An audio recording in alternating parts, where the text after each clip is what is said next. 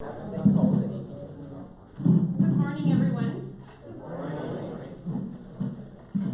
Can you all hear me okay? Yes. All right. So hi, everyone. My name is Luciana Morales, and I'm with Workforce Solutions Cameron. I'm very excited to be here today, and along with Los Fresnos High School, we've been putting together this STEM forum, and we hope it's something that you really enjoy, because we've curated an amazing selection of STEM professionals, successful professionals in this industry with ties to the RGV. This is part of our SEEDS initiative, which stands for Students Empowered to Explore and Develop Skills. With this initiative, Workforce Solutions Cameron looks to facilitate opportunities for career exploration and job readiness. So I would like to invite you to follow us on Facebook if you haven't done so yet, because this video, which is now live streaming, will stay there on our Facebook records. But also, just like this forum, we also live stream forums about other industries. So if you're interested in those, you will find content that is appealing. At this moment, I would like to invite anybody who is watching us from other schools or from other cities to send their questions or their comments throughout the live streaming, so we can give them a shout out. And also, if time permits, we can ask their questions to the panelists. At this moment, I would like to introduce, sorry about that. I would like to introduce Mr. Ronnie Rodriguez, the Director of CTE at Los Fresnos High School, who has been an instrumental partner in our efforts to organize this forum. So please join me in giving him a warm welcome as he will deliver some opening remarks.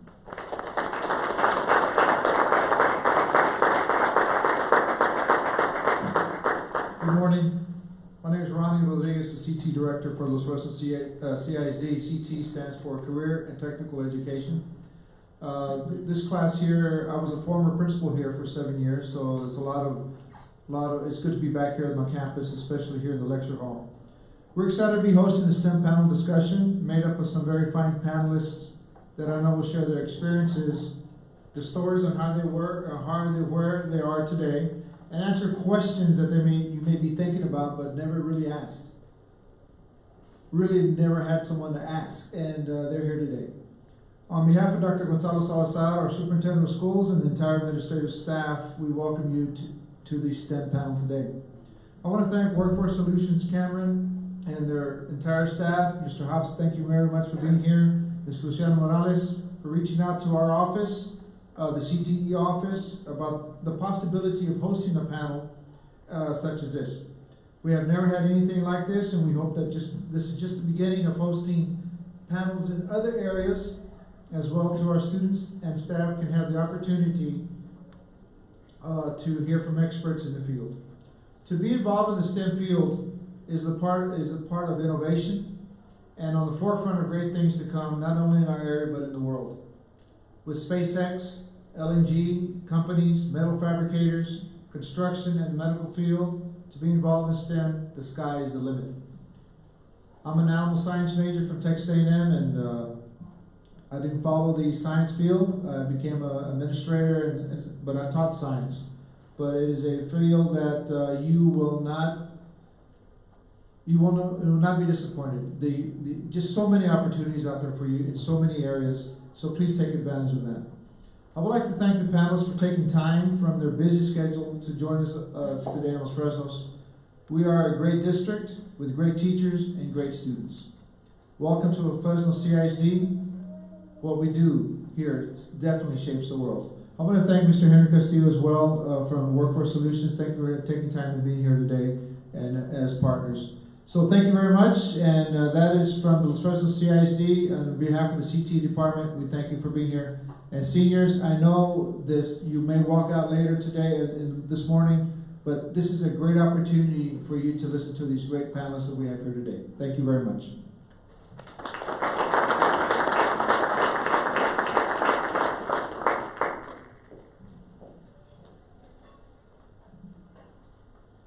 Thank you, Mr. Rodriguez. At this moment, I would like to invite Mr. Pat Hobbs. He's the Executive Director for Workforce Solutions Cameron for more remarks. Please give him a warm round of applause.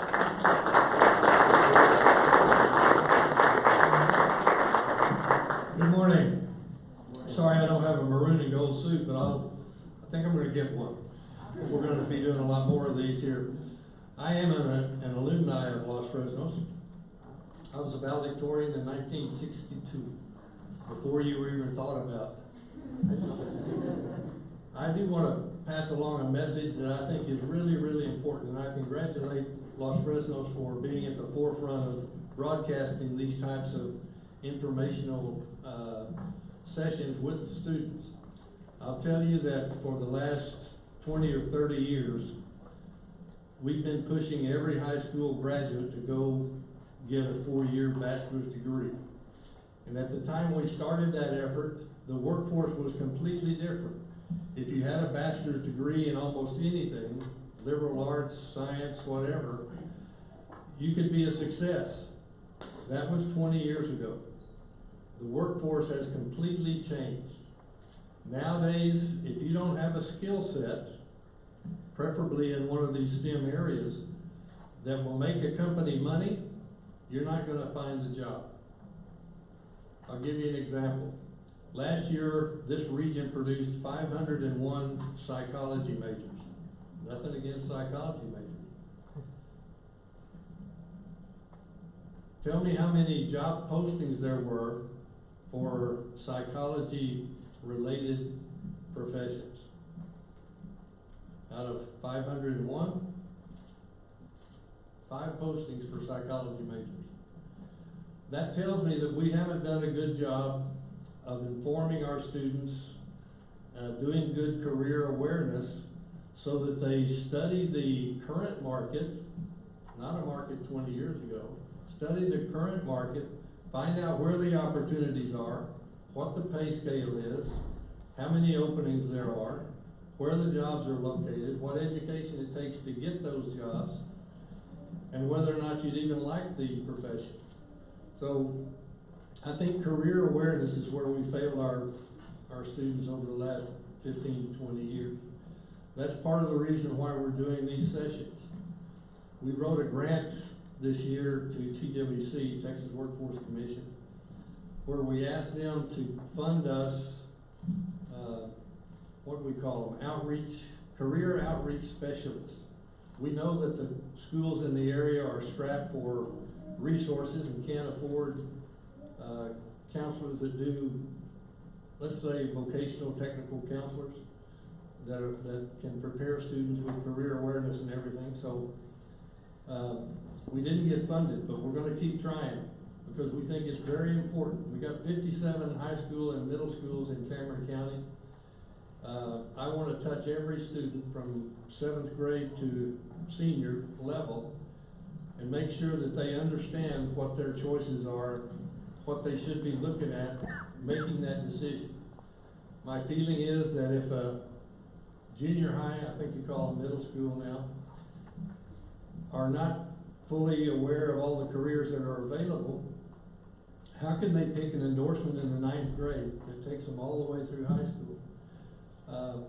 They don't understand those jobs. They're not aware of what the career is all about. So they're probably not selecting a good endorsement in high school. So that's why we're here. We're here to help.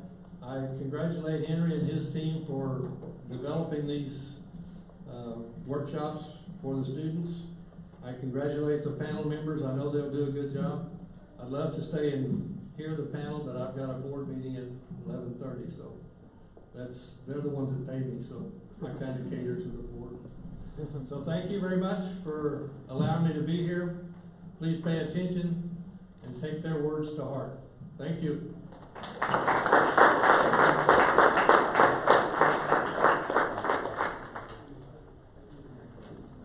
All right, are we ready for the panel? Yes. Okay, so let's see.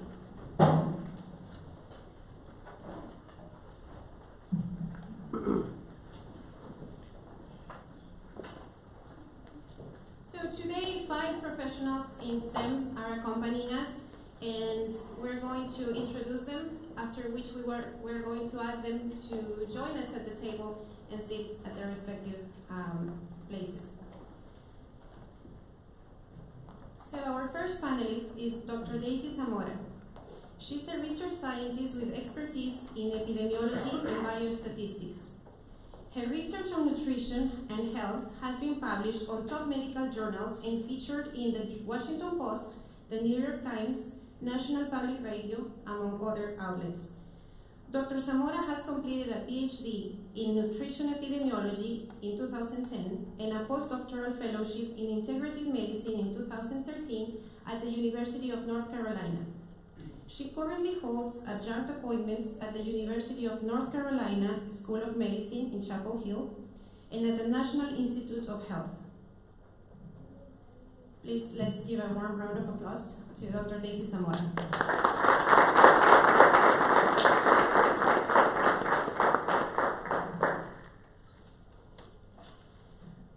Our next panelist is also a faculty member. He is Dr. Amit Raysoni with the University of Texas at Rio Grande Valley.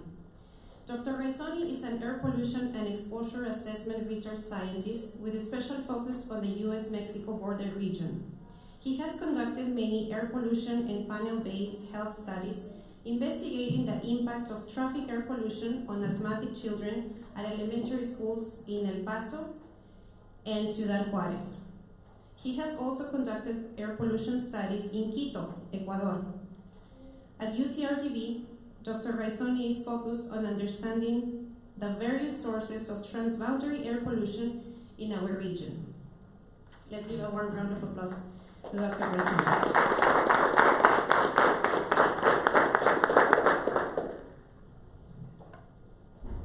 Next, we have Ms. Whitko. With over 10 years of experience in the civil and environmental engineering field, she has a background in marine science, specifically marine geology. But in addition, she has received her Master's of Science in Environmental Science and Engineering from Rice University. Her project experience includes the development and application of hydrologic and hydraulic models for stormwater planning, and also public involvement programming in the development and application of GIS technologies for resource and environmental management projects, including comprehensive planning projects. Ms. Whitko currently works with Ambiotec, where she is a project manager. Let's give a warm round of applause.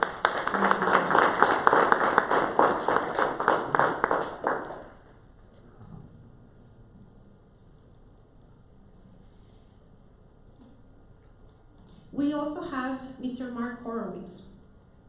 Mr. Horowitz is a statistical programmer at the Lipid Mediators, Inflammation and Pain Unit of the National Institute on Aging. Interestingly, Mr. Horowitz's work encompasses all 4 STEM components: science, technology, engineering, and mathematics. Let's give a warm round of applause to him.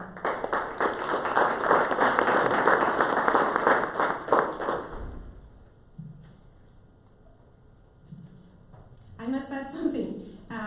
Mr. Horowitz has a Bachelor of Science in Civil Engineering from the University of California at Berkeley and a Master of Science in Environmental Sciences and Engineering from the University of North Carolina, Chapel Hill. All right, and our 5th panelist for today is Mr. Heriberto Reynoso, the CEO and founder of Reybotics in Mercedes, Texas. Mr. Reynoso began building robots from scratch at age 14. At first, this was a hobby, but it became quickly his passion. He has worked in NASA and also in Silicon Valley. After a few years, Mr. Reynoso came back to the valley, Mr. Reynoso came back to our region to start a tech startup in Mercedes, Texas, where he developed robots and curriculum for students, and he tailors these courses to motivate the next generation of scientists in the Rio Grande Valley. Let's give a warm round of applause to Mr. Reynoso.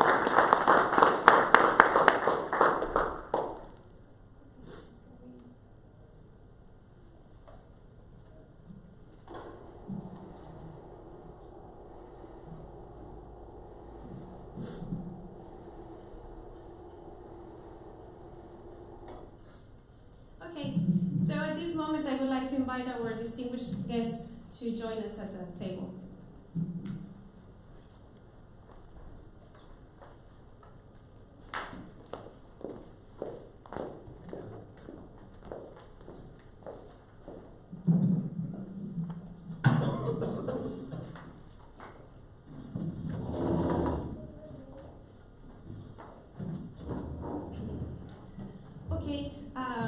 I'm now very excited to introduce one of the Los Fresnos High School students. You probably know him. He's a workforce youth ambassador and a STEM enthusiast himself. The first time I met him, he told me that he wanted to be an astrophysicist. So I have no doubt that he's really enjoying today's opportunity to be a moderator for our panel. So let's give a warm welcome to Connor Sponsler.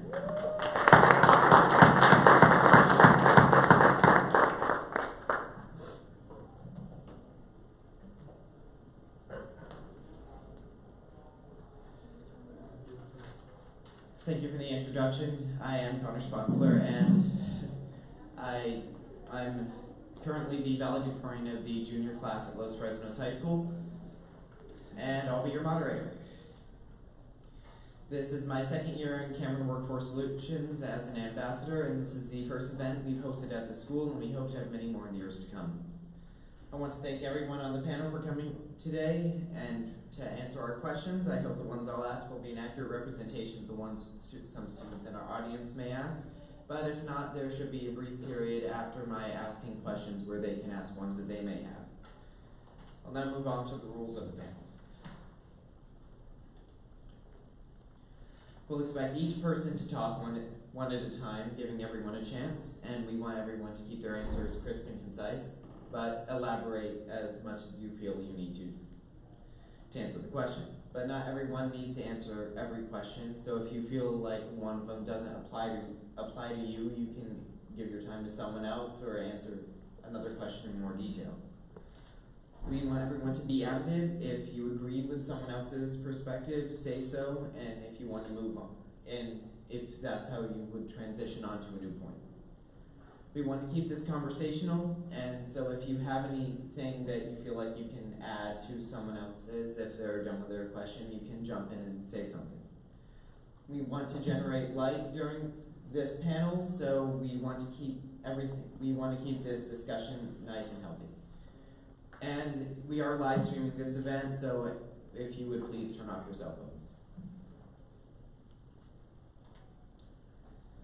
Okay, so our first question that we're going to ask the panel is, we want to know what your story is. We want you to introduce yourself, what your roles are, what hometown you came from, what are your professional accomplishments or aspirations, or what are your current roles. So the first person we want to answer this is Mr. Horowitz.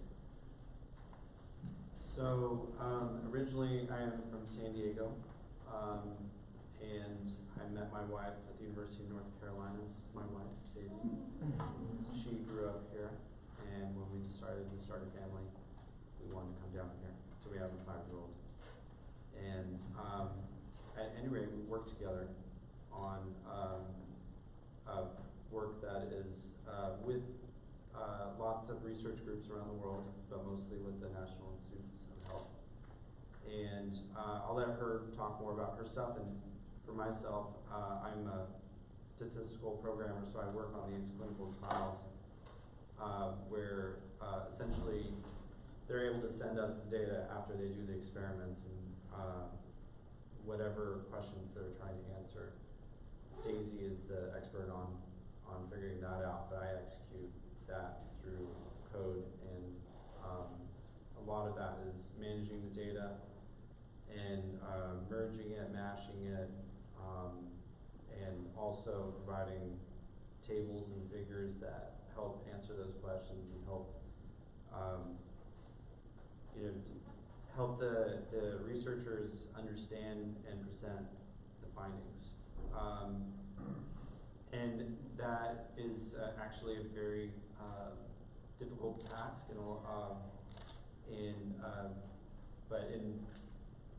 but previously I was working on civil engineering projects, a lot like Whitko, And, but then when I was working with an organization in Washington, D.C., it was a brand new organization. I found myself getting heavily involved in data. So that's how I transitioned to statistical programming.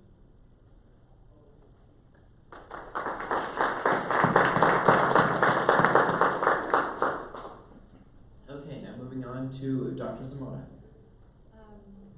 Good morning. So I was born in Mexico. I came to the States when I was 9, and I went to school in Grantsville. And after that, I started college at UTRGV back then. I did a couple of years, then I went to UTSA. After that,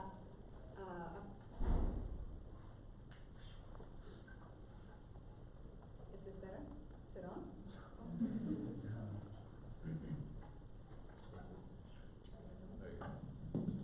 Okay, let's try this.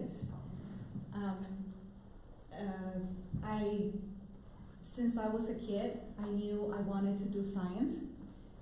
I'm not sure exactly where I got that idea from, but I just saw myself in a lab coat and I thought it'd be cool. So when I was at UTSA getting my bachelor's in biology, I thought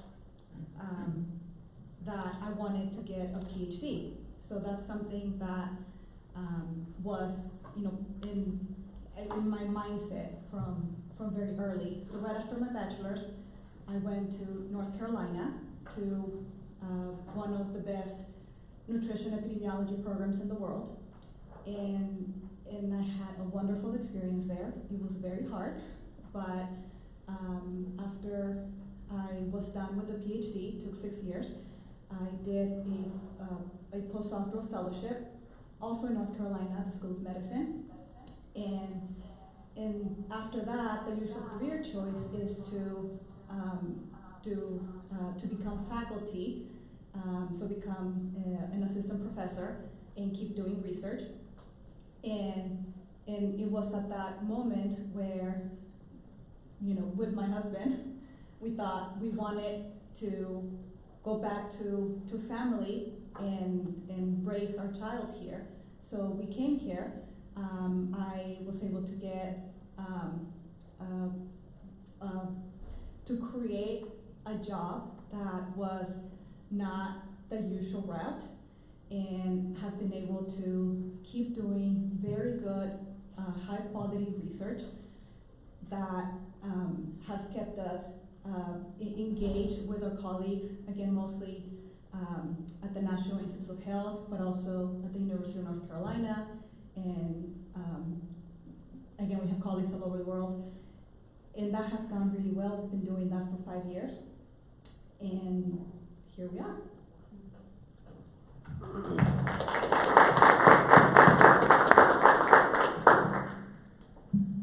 Okay, so the next person we want to answer the question is Dr. Raysoni. Do you want me to repeat the question, or? No, that's fine. Okay. Let's see. Okay, good morning, everyone. I think my voice is audible enough without the mic. So,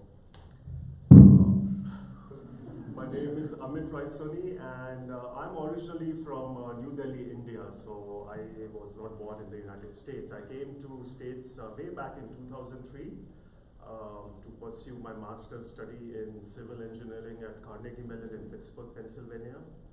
And I understand some of you all were not even born in 2003, right? So, or you all were like tiny toddlers. And then after that, I moved to El Paso, Texas, and I pursued a PhD in environmental engineering at University of Texas, El Paso. And so basically, I was looking at the impact of traffic air pollution on health effects amongst elementary school children. And as Dr. Zamora mentioned, typically after PhD, we go in for a postdoctoral fellowship. So I was at M.B.A. University in Atlanta, Georgia, where I was a postdoc for 3 years. And then I guess I'm a little nerdy guy, so I went back to El Paso after my postdoc, and I was working with my doctoral mentor on a research project. And simultaneously, I also pursued a master's in public health. And so that was my second master's degree. So So typically we understand all the issues pertaining to air or water pollution, but then how does that impact our health, you know? So that's also very important to understand. So my going back to El Paso was in a way to develop those skill sets. And I love the US-Mexico border region. You know, it's very different from other parts of the United States, and all the air pollution or water pollution or environmental contamination problems that we face on the US-Mexico border region are very different from other parts of the country, you know, so we need to perform a lot more research in this area. And the second thing is I kind of blend well with the crowd. So a lot of people talk to me in Spanish and I feel really nice, you know, but as soon as I open my mouth, my accent becomes obvious and they get to know that I'm not from here. But I love this place, I love the culture and the food. And after finishing all my stuff, all my research work in El Paso, last year I moved to Brownsville, Texas to start as an assistant professor at UTRGV, and I look forward to working a lot here.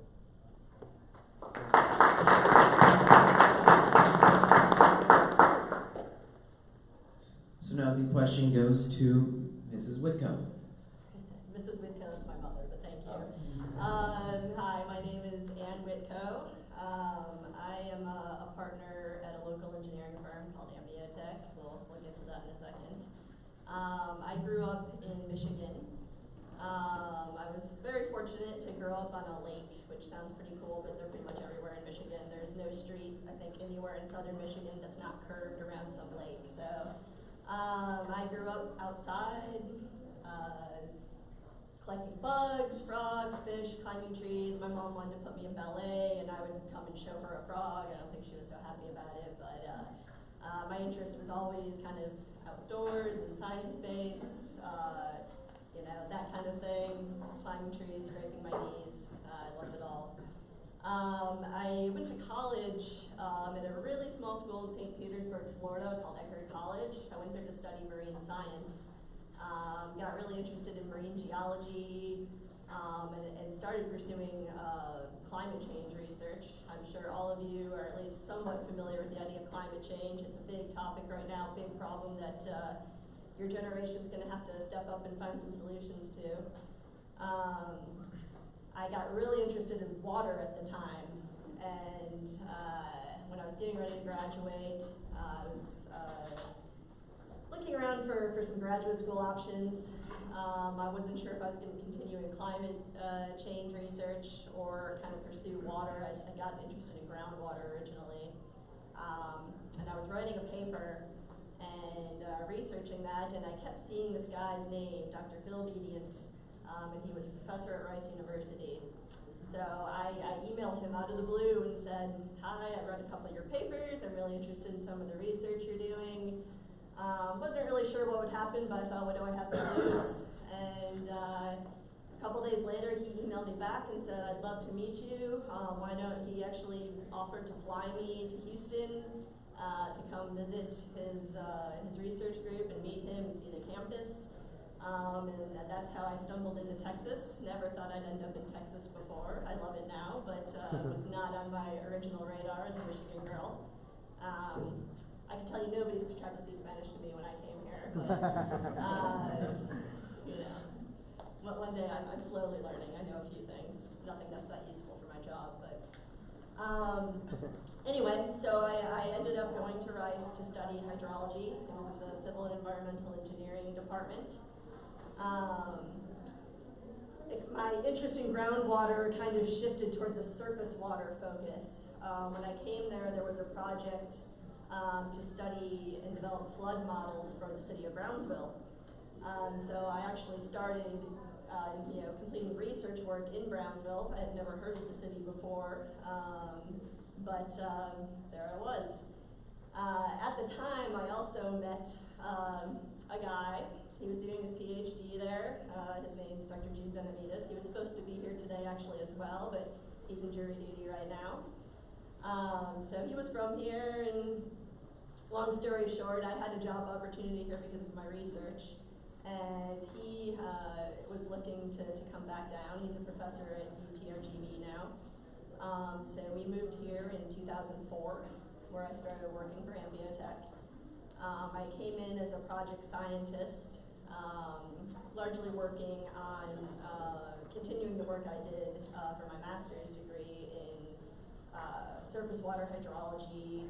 We were developing computer models to predict what areas in the city were going to flood and help develop measures to mitigate that flooding and lessen damages to structures and people. Let's see, from there, after a few years, I kind of moved up to a project manager position at the company.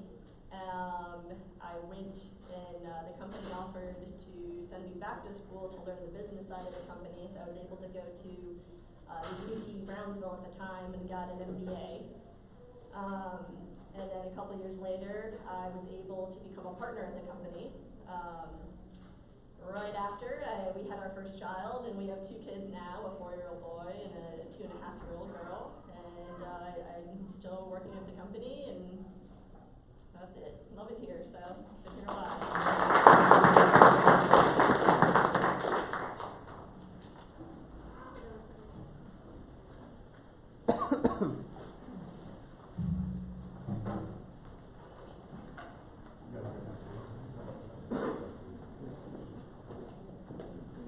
No offense to any of the panelists, it's just final week for some of the juniors, so.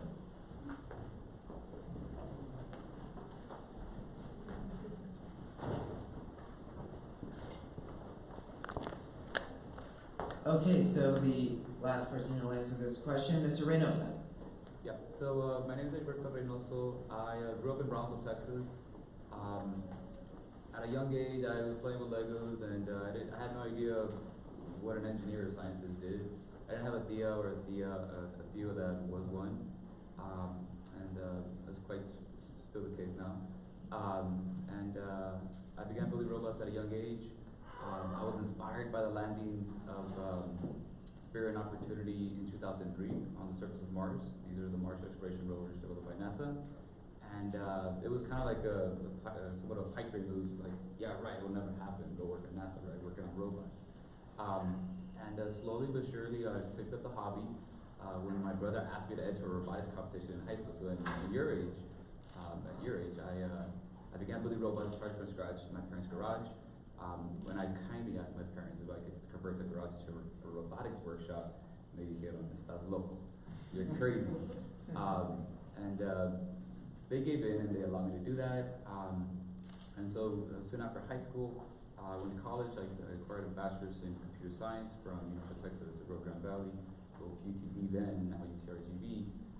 And during the college, I was awarded a scholarship, and that was tied to an internship.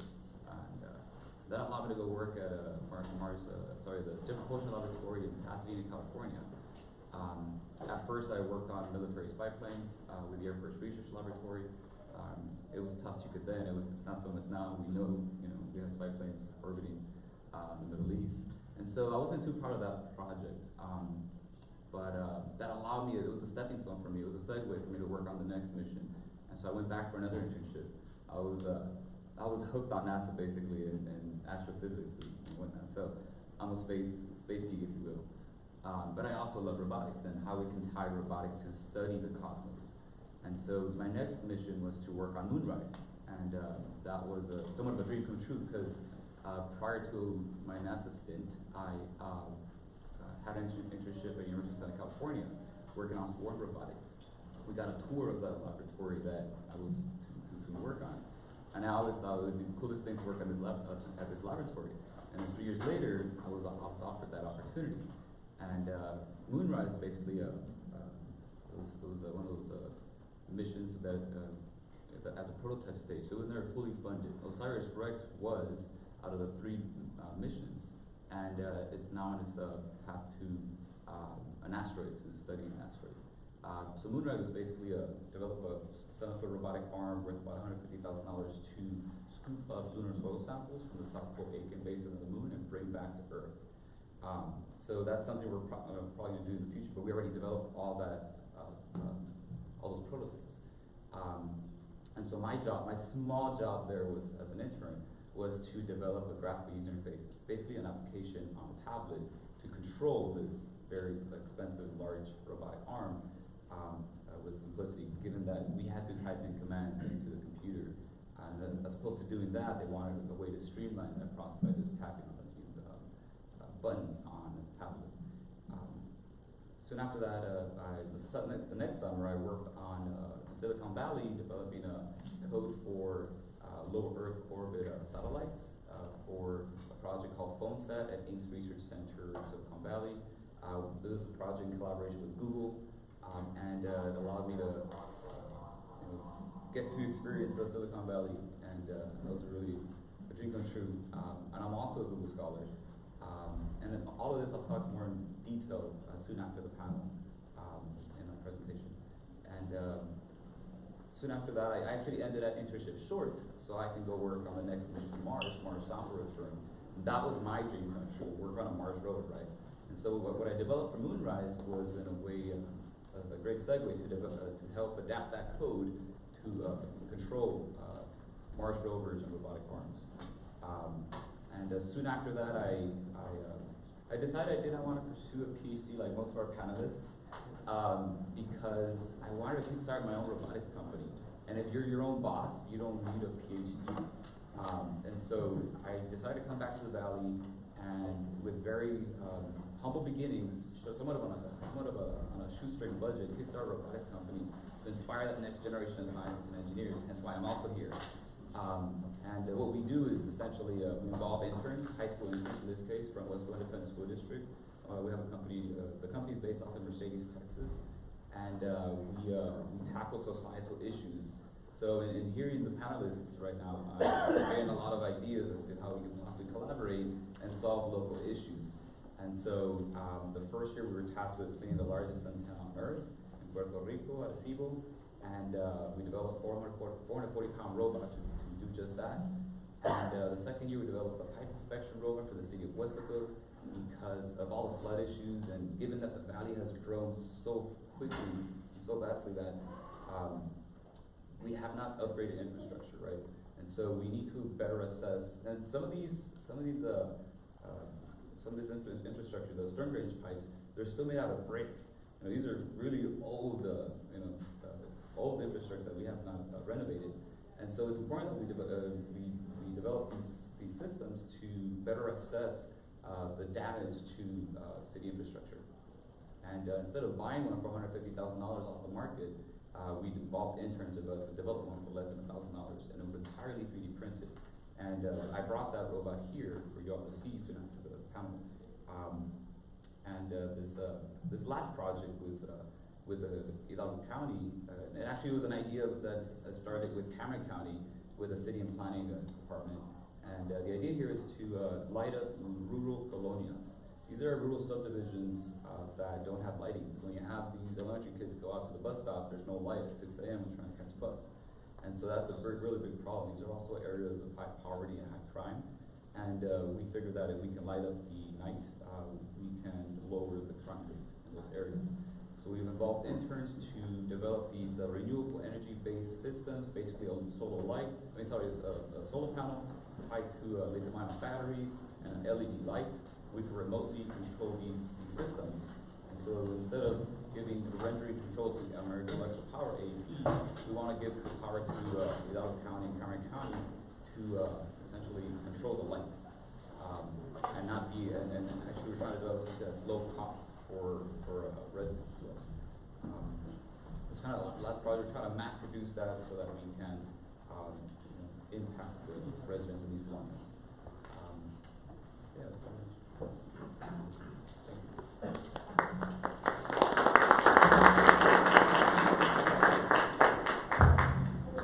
Okay, thank you for answering that question. I'm just going to run the panelists, and the next one is you can use the microphone so we can hear it a bit better. Okay, so the next question that we want to ask the panel is, what does a typical day look like in your company or at your job? What do you like most about your job? So, the person who will start off this one will be Dr. Zamora.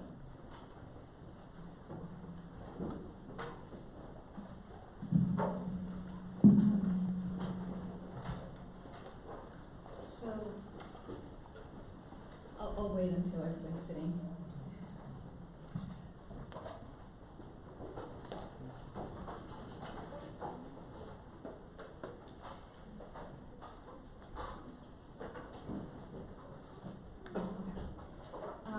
So what do I do in a typical day?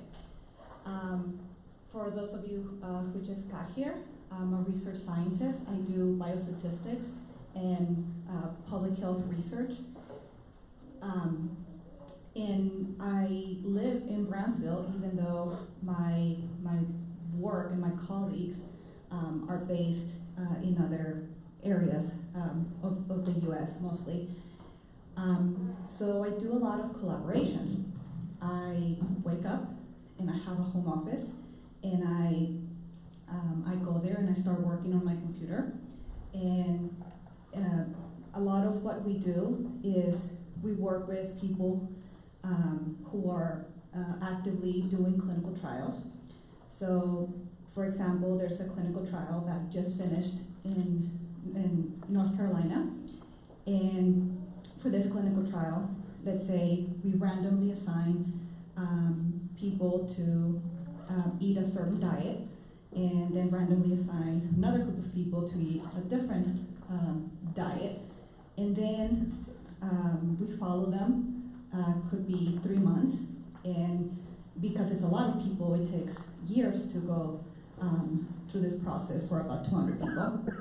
And then once that's done, I get the data, and with that data, we can see what the effect of those diets was on this different areas of health. For example, does a certain type of diet lower pain in people who have migraines?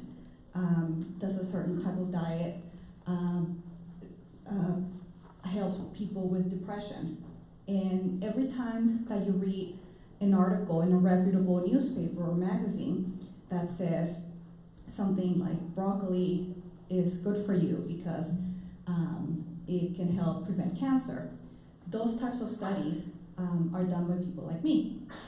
And again, because I live here, I don't carry out the study. What I do is once I get the data, I'm able to determine exactly what the effect was, and then from that we write up journal articles, so scientific articles, and that's where the bulk of my work is. So in analyzing data, in writing the publications, and that's a whole process to be able to get a publication that is a high quality and can actually lead to improvements in the clinical management of patients. So for example, if right now people with chronic pain or migraines, they don't have very good options for treatment. So if we're able to hone in on a diet that can be better than medications, that has fewer side effects and is more effective at controlling pain, then that's something that's very important that has implications for public health throughout the world. And what else? Oh, I also do study design. So before a study is even carried out, I determine what the best way is to answer a certain question. So my work comes in before a study is conducted in determining the best way that we can answer a certain health question, and then my colleagues do the hard work of gathering participants to carry out these studies, and then it could be years between the time the study is designed and the time that we actually get results, and then at the end is when I get data, and then we write it up for publication, and that's what I do in a typical day.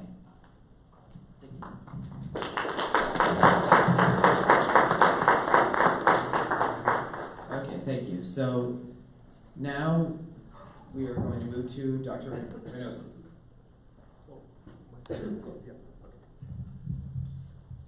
So, typically, okay, for those who came a little bit later, my name is Amit Raysoni, and I'm a professor at UTRGV. I do a lot of air pollution and health research. So typically, whenever anyone asks me, like, what do I do? So I say that, okay, I'm a professor. And the next question that I typically get is, what do you teach? So, there's a common misconception that, professors just do a lot of teaching. Well, teaching is an important component for us, important part of our workload, but we also focus a lot more on research.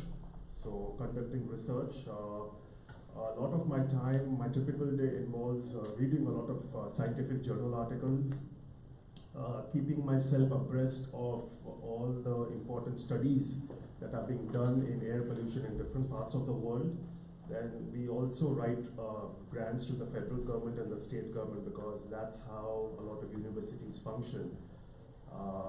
So that pertains to the research part. Then as a professor, we also require to provide some service to the university. So we are members of certain committees, and also service to the community, because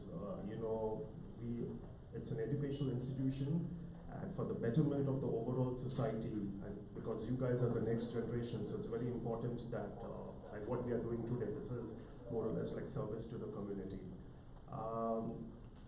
During the research phase, we collect a lot of data, so we have our air quality instruments out in the field, and then we get the data, like when we administer health measurements on study subjects, we get all that data, and then later on we do a lot of statistical analysis, just as like Dr. Zamora mentioned. So it's a lot of reading. Like, I'm pretty sure a lot of you all like to do yoga or work out in the gym, right, to keep our body healthy. So in our field, I mean, exercise is also very important, but reading a lot is super important as well, because that's exercise for the brain and the mind, So that's my typical day.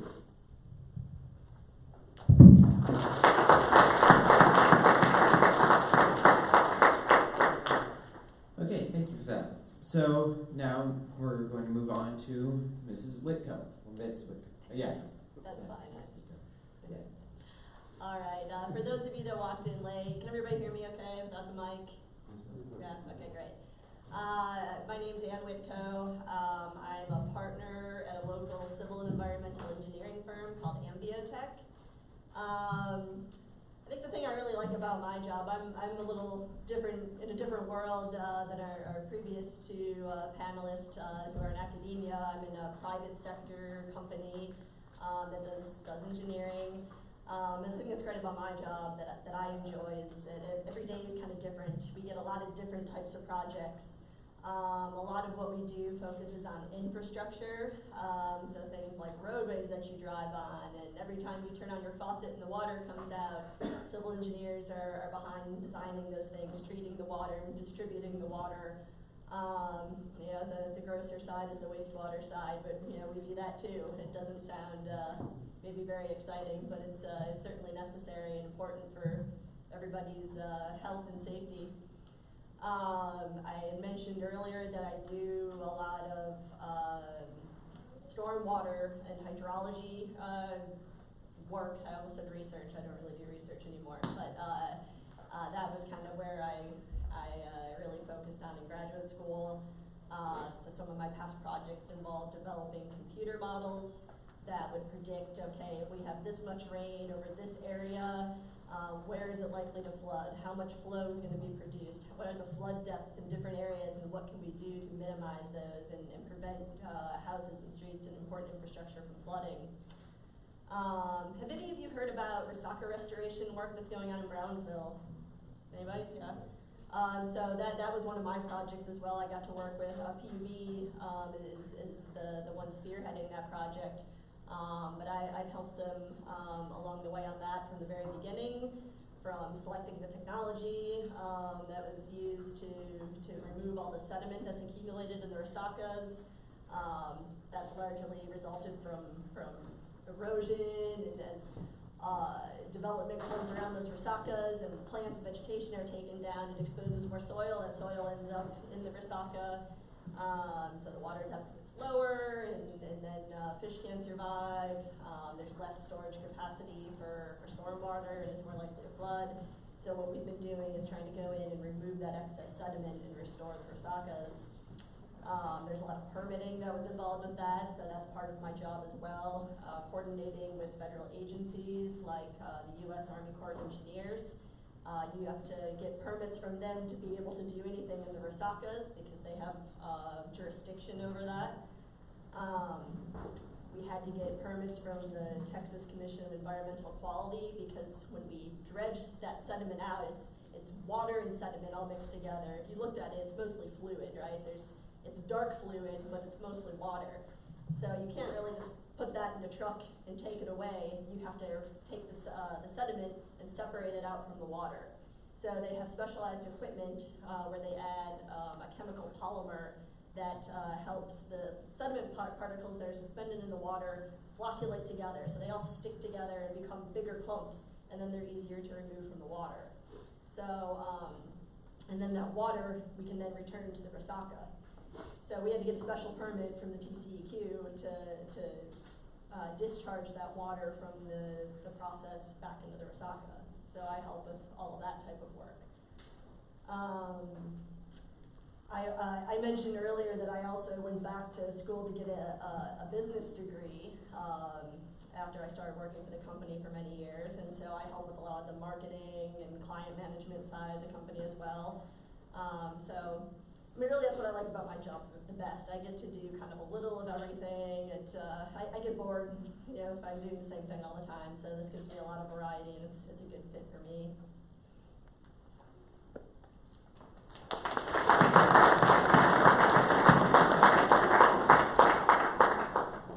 Okay, and now Mr. Reynoso.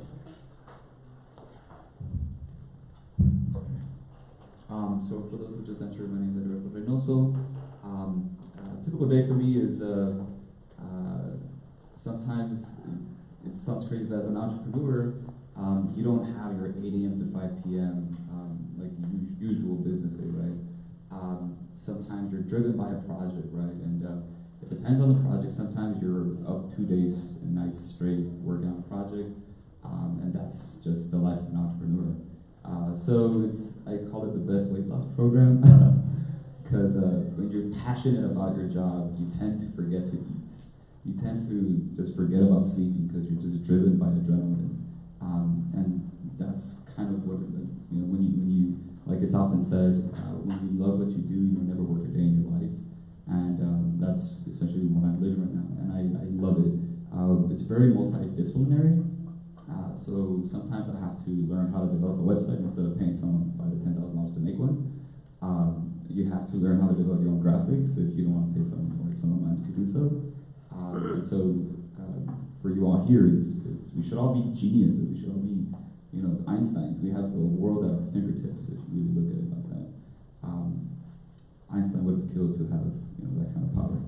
And so as opposed to going to a library and having to source all that information. And so, like recently, we're trying to mass produce the lighting system for rural colonias. So what that looks like is, like Dr. Raysoni mentioned, that there's a lot of research involved in what we do and the entire panel. And it usually involves just sitting in front of a computer for 15 hours straight at times. And just reading up on what's new in the tech world, and also, seeing a lot of videos on YouTube. And I love what I do because sometimes I just, stay at home and watch YouTube videos all day on what's the recent developments in the tech world. But also a lot of reading of articles and tech papers, white papers as they're called, about current technology and how I could apply that to what I'm developing. So for the pipe inspection robot, it's sold for $150,000 right on the market currently. I want to develop something for less than $30,000 and involve interns so that they can then help mass produce these systems. And so it usually involves creating an inventory checklist of all the items down to every kilogram of 3D printed material that you're using, down to every connector and wire by the foot. So you can then itemize and determine how much it's going to cost you, so that you can then determine how much you're going to sell it for there and after. And that's, you're trying to develop profit, essentially. stay afloat and keep your overhead costs at bay, if you will. And so that's kind of what a typical day is.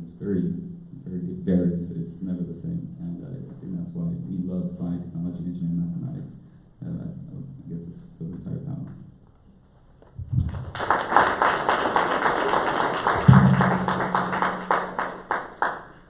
And last but not least, Mr. Horowitz. So just to reintroduce myself, my name is Mark Horowitz. I'm a statistical programmer, and I work with Dr. Zamora on clinical trials. And what I do on a typical day is usually starts off with a phone call with the principal investigators and the other researchers, trying to come up with ways of answering the questions that they're interested in. And typically we'll be online, I'll be sharing my screen, and I'll be executing analyses on the fly. And because I'm able to do this pretty quickly, it always leads to more questions and more sophisticated analyses. And so typically then I'll just get off the phone and I'll start having to research different methods, because we're pushing the boundaries of the analysis, and then at the end of the day, for the journal article, it's about producing the graphs and tables that explain the results, and that's just the tip of the iceberg. And that's the day-to-day, and what I'm excited about that's coming up is we're getting these very rich images of tissue samples, slides, and they need to understand the disease that shows up in these slides, and typically they would look through it by and use their best judgment as far as understanding where and what the disease is. But because the technology and the computing power have increased dramatically, and the programming techniques have also increased with that, we're able to automate the detection of disease in these tissue samples.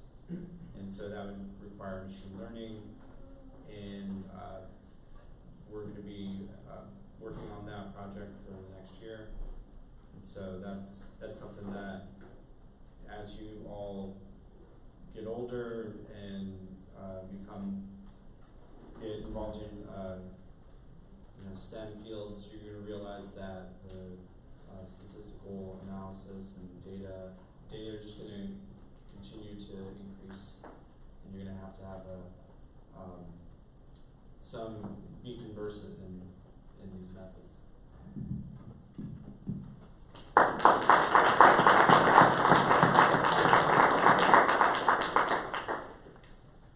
Okay, so our next question that we want to ask is, how has the STEM industry changed in the past decade, and what job opportunities are available in our region? So, we want to start this one off with Dr. Raysoni.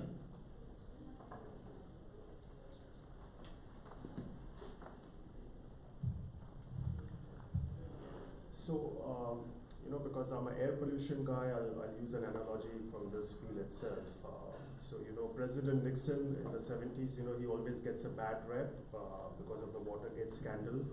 But he was also, his presidency was also very instrumental in the passage of the Clean Air Act and the Clean Water Act and so many other environmental regulations, that have indeed, changed our lives considerably.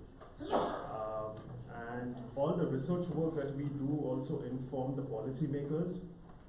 So, 20 years ago, one of the pollutants that we focus is particulate matter, which is like these tiny particles that you cannot see with your naked eye, but they have the propensity to go deep into your lungs and also enter your bloodstream, and cause havoc with your body, like some detrimental health effects.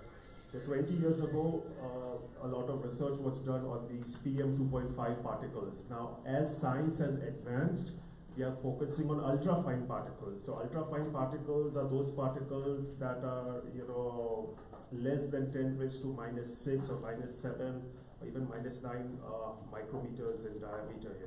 They can enter the bloodstream, they can go to different organs of the body. So I would like to sum up in a way that every few years there is an advancement. It's like expanding the frontiers of science. So that's true with my field of study, and I think for all the other STEM fields as well.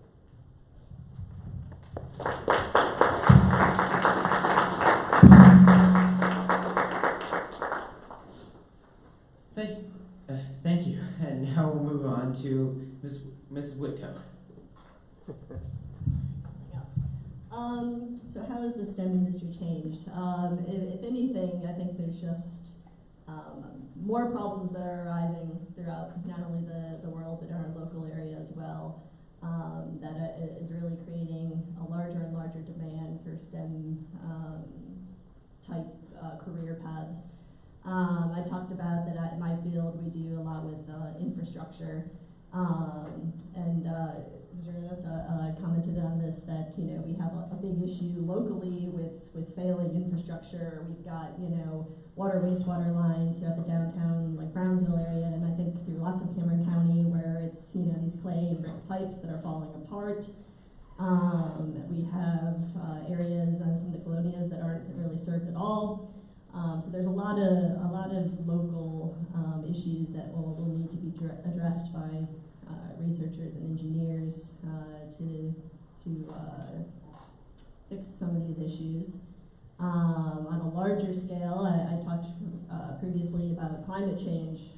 This is a big issue that's affecting everybody, and it's going to require a lot of different types of scientists and engineers from a lot of different disciplines throughout STEM to address some of these challenges. Water is something that I've spent a lot of time in a lot of my career working on. We all need water to survive, right? Our freshwater sources are rapidly becoming polluted and contaminated with different types of heavy metals, and I read something a few years back that you can find just about every type of pharmaceutical drug in the industry in trace amounts in our water now that we're all consuming. This is something that's really that does affect all of us, and we're gonna need to research and develop solutions to fix.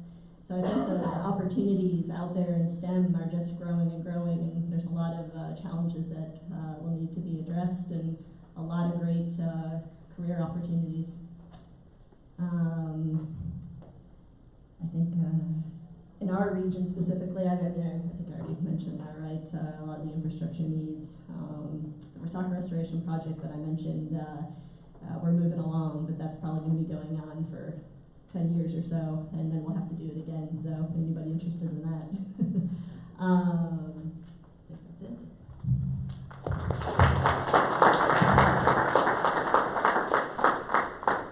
And now we'll move on to Ms. Reynoso. Yes. So, back in the 60s, we landed on the surface of the moon with the power of a four-function calculator. And that sounds crazy because we have more power on our pockets than that, right? In the 70s, the computer was worth millions of dollars, and it had possibly 1/100th of the, maybe even less than that, of the computing power that you hold on your hand. I remember vividly, when I was in high school, I had a flip phone, and I thought that was the coolest thing ever. And you may look back and you may think about that and laugh, right? But that's around the time when the iPhone came out, right? And it's kind of now the standard. And then also, do you guys know what a VHS tape is? Okay. We don't use CDs. We don't use VHS cassettes. We don't go to Blockbuster anymore and pick up that block of plastic, right, and magnetic tape. And that's why Blockbuster went bankrupt. So it's crazy how everything has now gone online. It's very data driven, like Mr. Horowitz mentioned, and that is now what drives us forward. So it's true, you have the entire world at your fingertips, from Netflix to Spotify to your entire data on the cloud, as it's called. which is extremely powerful. We now have what's called machine learning algorithms, which can essentially self-drive cars without your input. And that's actually something that's out on the road currently, right now. You know, there was Elon Musk's company called Tesla that has these, you know, now the Model 3 is about anywhere from $35,000 to $40,000. It's a mass market produced car. It drives on its own. You can even summon it when you're, you know, coming out of HEB. You can summon it to you, and it comes out of the parking lot, you know, entirely autonomously towards you, waiting for you to, you know, essentially get in and drive off. And that's quite fascinating. We live in a day where, in 1 year alone, we've developed more content on the cloud, online, in video content and data. In 2017, we developed more content than in the entire history of humankind. And that's, to you may say, like, yeah, whatever, right? But that's impressive, and it's going to accelerate even more every year. So when I hear about these old school folks tell me, oh wow, you're developing all these you know, these inventions and whatnot in your warehouse. Why aren't you applying for patents? And I say, okay, that's the old school way of thinking. I don't apply for patents. And the reason why the large companies apply for patents is to cover themselves in case somebody else sues them. And that's kind of the patent wars between Apple and Samsung with their smartphones nowadays, based off the design. And so the market is changing. STEM has increased rapidly. And as far as the STEM and the valley goes, who here is aware of SpaceX in Boca Chica Beach? Wonderful. So as it turns out, back in the day, NASA produced rockets for about $380 million, the low end, via Lockheed Martin and Boeing, merging, essentially creating what's called the United Launch Alliance.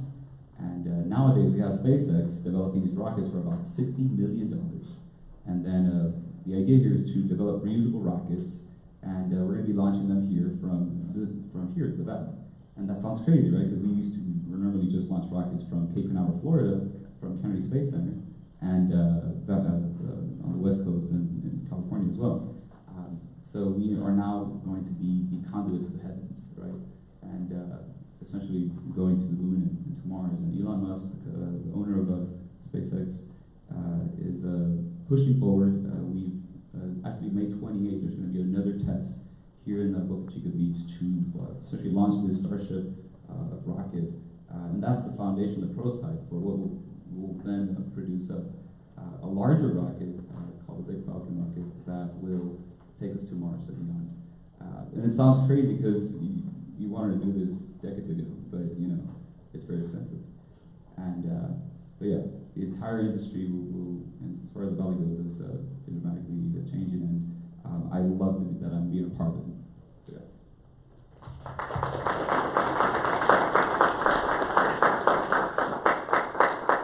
And now, Mr. Horowitz.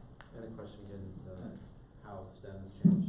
Yeah, how it's changed, like in your field, and what opportunities there are for people in our area. Well, when I was in college, that was when I got my first email address. And I know when they told me what they said it's Horowitz at so on, I put AT because I did not know about the A with that circle around it. So that was 20 years ago.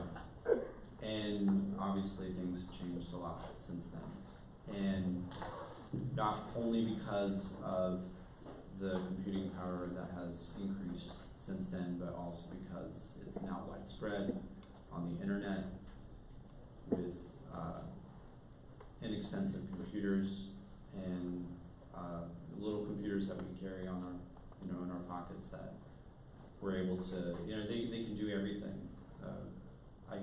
Everything that you could possibly want is on your phone. I'm just waiting for. I wouldn't be surprised if it could measure your blood sugar. So the technology that has increased since I've been in college, I would imagine 10, 15 years from now, it's going to be increasing exponentially, and you won't be able to predict exactly what is going to be the latest or the hottest field. But having a background in STEM would help you be able to take advantage of that when the time comes. I started off as a civil and environmental engineer, mostly because I was interested in environmental studies. But people I spoke to said, if you're going to do environmental studies, you should level up to at least environmental science, maybe environmental engineering.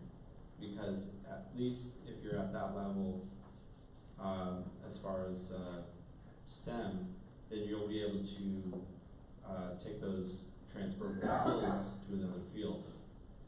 And that's exactly what I did. I was lucky enough to be able to leverage my background and retool as a programmer. So that's something that you may need to think about when you get into college, that you're not going to be necessarily locked in depending on your what you study. Even if it's a social science degree, I would say load up on if you have enough electives, take some technical courses. With social sciences, they rely heavily on statistical methods.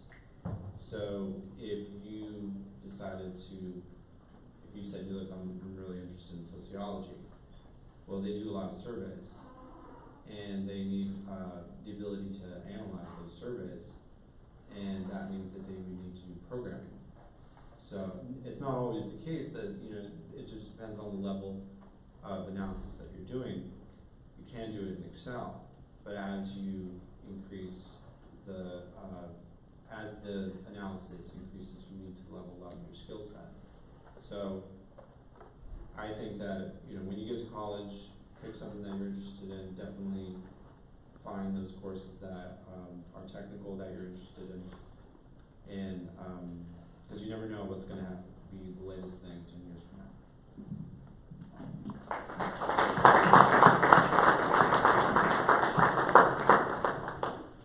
Thank you. Now the question falls to Dr. Zamora. So I think a lot of you have already touched on how things are different in how technology has advanced a lot in the last couple of decades. And I think that, for example, Mark and I being able to live in Brownsville and have a life here and have our incomes here, even though our work is based somewhere else, is part of that change. That you will be able to live anywhere and have collaborations, business, and any sort of things that you want to do from far away. We just published a study with some colleagues in Israel, and the actual study was conducted in Moldova. So here, these are 3 different countries, and I have never actually met my colleagues in person. We speak on the phone all the time, we email all the time. We have never met face to face. There is no need. And the way these collaborations work now is possible because of the changes in technology. Even 10 years ago, this would not have been possible. So I think that, yes, opportunities are endless now. Now, there are things that have stayed the same, however. So as I look at all of you here, I could tell you some of the same advice that I was given in high school, which is, you have to leave. And if you think about the people who live here, but who have reached a high level professionally, they are people who have left. And there may be people who came here from other areas, and there are tons of people who live this area and are now working in New York, DC, Chicago, etc., that have reached the top of their field. But the common denominator is that they left. And it is not to say that there are not good opportunities here. But you have to fly. There is no substitute for that. And you could do, for example, as I did, you leave and come back, or you could become an import somewhere else, right? Or you could leave and then bring a spouse back. And it all works, but it's something that is part of personal growth, that even though technology and opportunities have increased dramatically in this area, you need to see what is out there, and you need to work with people who are different than you to be able to grow. Thank you.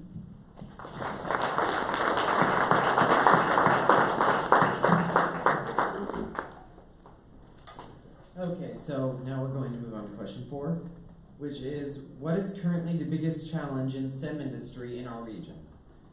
So this time we're going to start with Miss Whitko. Mrs. Whitko. Okay, so it's interesting listening to what Dr. Zamora was saying, and I was kind of thinking about this particular question.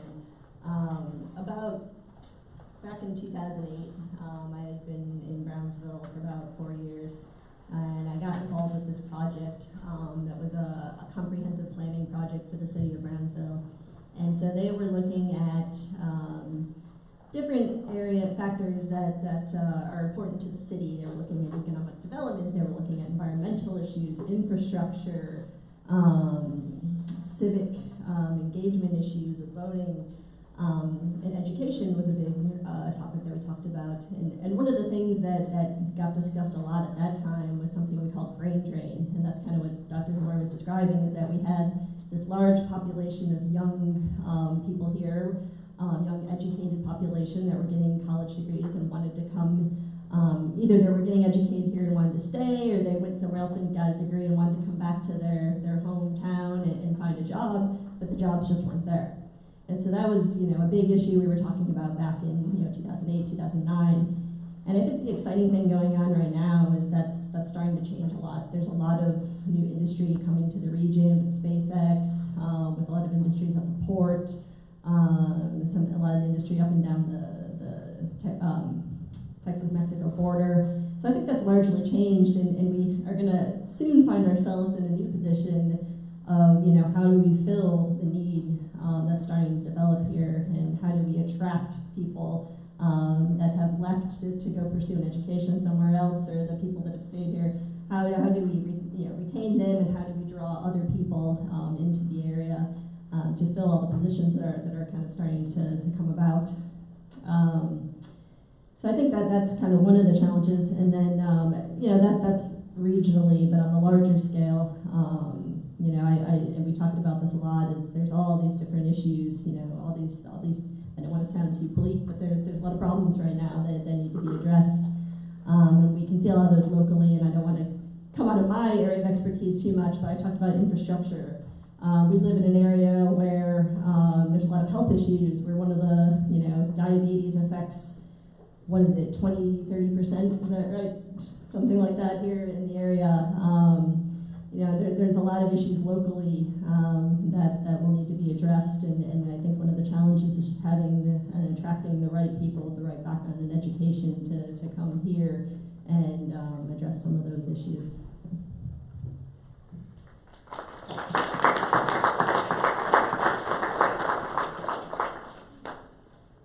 Okay, now we're going to move on that question to Mr. Reynoso.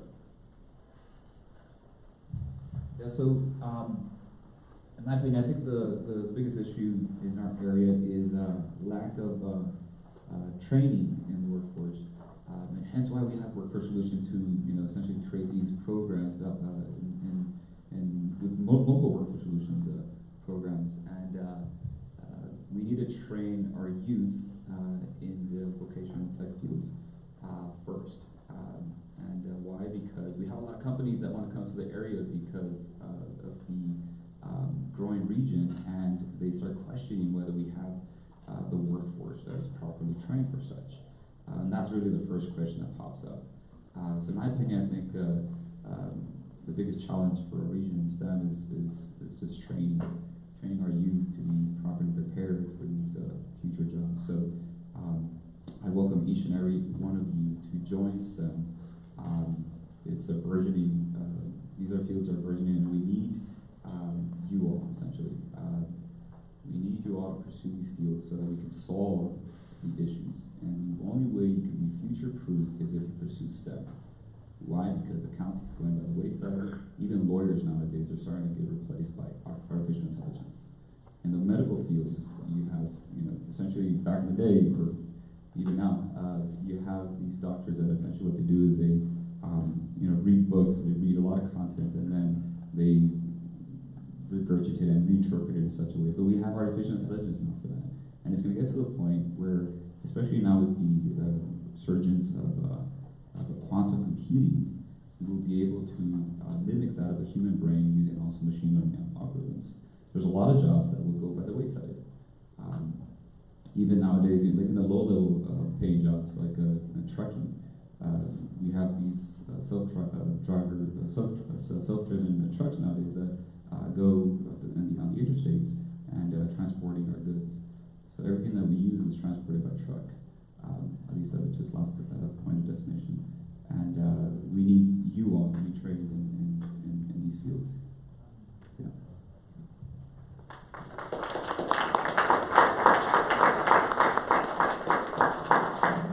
So the question is again, what's holding back STEM? What's the biggest challenge in the STEM industry? So, to Mr. Horowitz. Other than training, I would, and maybe, Heriberto can discuss more about this, but I think the lack of, or maybe there's not enough support for entrepreneurs. And I think, what you're doing is amazing. I mean, I think that would be, those are the green shoots that we need in the Valley, is local folks on their own initiative, creating businesses, and being able to expand and hire more people and train them. But that's hard. There's a lot of risk for entrepreneurs. So the question, I think, would be how do you reduce those risks?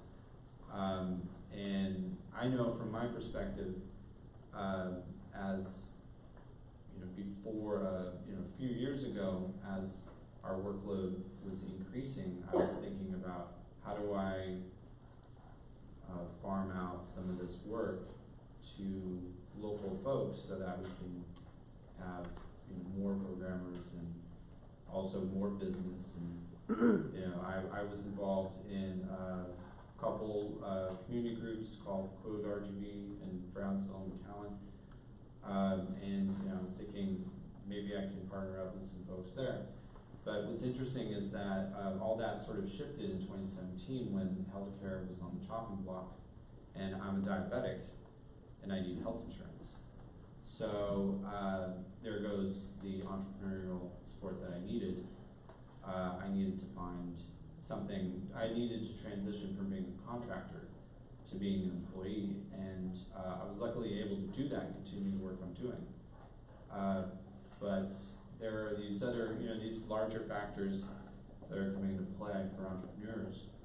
But I think what local government and local leaders can do is help reduce the risk for those entrepreneurs so that these homegrown businesses can hire more local talent.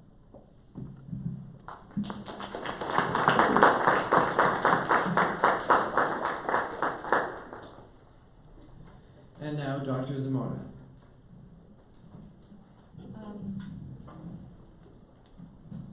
I love the answers that have already been given, so I'll give a different one. I think that one of the challenges for STEM would be you. How many of you are willing to do what it takes to have a career in STEM? How many of you see the magic behind it? How many of you are willing to trade in, comfort for a few years in order to excel at something that can have a wonderful payoff? And the youth in the U.S. have fallen behind. A lot of the people that I work with come from other countries. A lot in my PhD program, there were very few people that were born in the U.S. that were pursuing these challenging careers. And I mean, so I could be counted as in between because I wasn't born here, but I grew up here. But most of my colleagues were people who came from Europe, from Asia, from Africa, and sometimes they get their PhD and they stay here and become world-renowned researchers and become American citizens, but oftentimes they leave.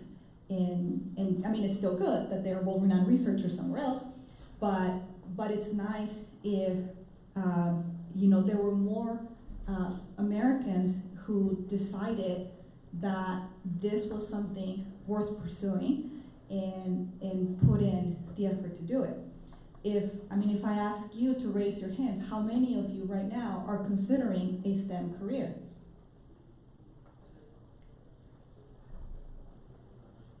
Okay, 4. And there are a lot of opportunities for you, especially if you pursue a PhD. You will have very little student debt, which is very different than in other fields.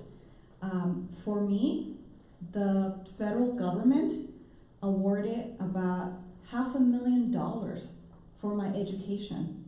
This is throughout the time that I was studying. And that's really nice. I didn't have to really worry about working you're not making like a lot of money, right? You're still a student, so you're still, eating rice and beans and ramen and not driving a new car for many years.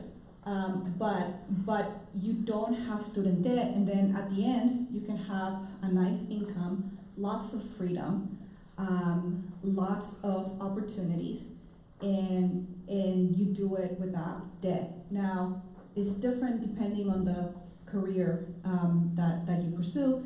If you go into other fields, you more than likely will have student debt. If you do a master's as opposed to a PhD, you'll have student debt. So student debt is something that is highly important to your generation. It's a little off the topic here, but how many of you are planning to go to college? Raise your hand. Okay, most of you. This is something that you really need to consider because you oftentimes are just told you have to go to college at whatever cost, but there's a high cost to student loans. I have friends who thought, St. Mary's sounds great, I have a calling, I'll become a teacher. And what they end up is sometimes not with even a teaching degree, but with $60,000 worth of student debt that then they struggle to pay off. So being able to consider all those costs is really important for you in the future. I think I went a little off topic there, but thank you.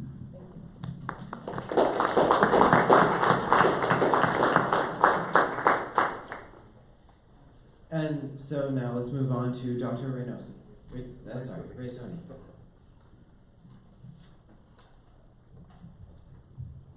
Okay, I wholeheartedly agree with Dr. Zamora. As a person who has an Indian passport still today, because I was not born here, I was born in India. I would like to accentuate the fact that the folks like young folks like you who are born in America are so blessed.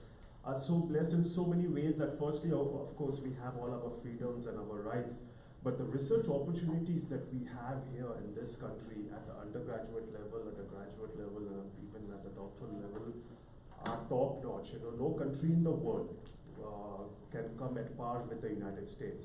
I mean, of course, Western Europe, Canada, Australia, they do have their own share of research activities, but America is number one. And it is also very unfortunate that, you know, at the graduate level, whenever, like say for example, if you go to Cornell University, or if you go to Carnegie Mellon, or University of Michigan, Ann Arbor, you go to any STEM graduate class, majority of the students will be either from People's Republic of China or Taiwan, South Korea, India, Latin America, and Africa. You know, very few students from the United States. I mean, this is more like stereotyping, but you know, we have very few students at that stage. And as Dr. Zamora mentioned, you know, there are so many research opportunities and there are so many scholarship opportunities that are available to US citizens. You know, I came to the States in 2003. I was a research assistant, so my salary as a student was being paid by the taxpayers' money. When I was at UTEP in El Paso, I was a teaching assistant and a research assistant. My postdoctoral research work was funded by the United States Environmental Protection Agency. My M.B.A, Masters of Public Health degree, was funded by the DOT, Department of Transportation. So there are so many research opportunities. I mean, now my second part of the answer is that, you know, the uniqueness of the US border region, or the US-Mexico border region, is something that we should all try to utilize, because all our environmental issues that we face here in the valley or in any part of the US-Mexico border region, as I mentioned before, are very different from the other parts of America. Because the problems that we face here, you know, have to be solved in a holistic manner, because we also have to take into consideration our partners on the other side of the border, you know, because environmental contamination, I mean, I always use this analogy, recognizes no man-made jurisdiction. You know, the Zika virus, if it is going from Brownsville to Matamoros, wouldn't require a visa, right? Or an ocelot, which is an endangered species here in the valley, you know, very frequently crosses both the borders. You have the grizzly bear up in Montana going to Saskatchewan, you know, doesn't require a visa. So same is also very true for all these environmental problems. And you guys are, I understand majority of you all are bilingual, right? And like knowing Spanish is such a great thing. I mean, I wish I knew I mean, I can understand a lot of Spanish, but I have difficulty speaking. But I mean, if you're bilingual, your opportunities in research work, you know, even at the CDC or NIH, they increase so substantially. So I think these challenges that we face here can be also, in a way, converted to a lot many opportunities.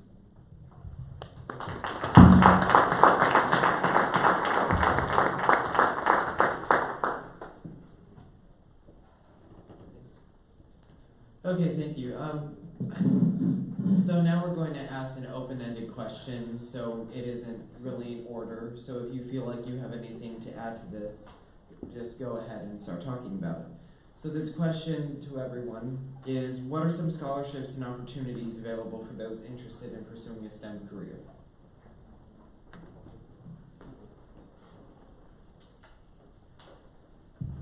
Yeah, so actually on my drive over here from Callan, I saw a Facebook post years ago and basically said, thank you to all the scholarship donors because I graduated debt-free. I know Dr. Simona was mentioning about the crazy costs of college, and they just keep going up and up. But if you pursue a degree in STEM, there's so much money out there. I always thought, I grew up with the idea, my dad, I played a lot of soccer early on, and I always thought the only way to go to college is to a soccer scholarship, right?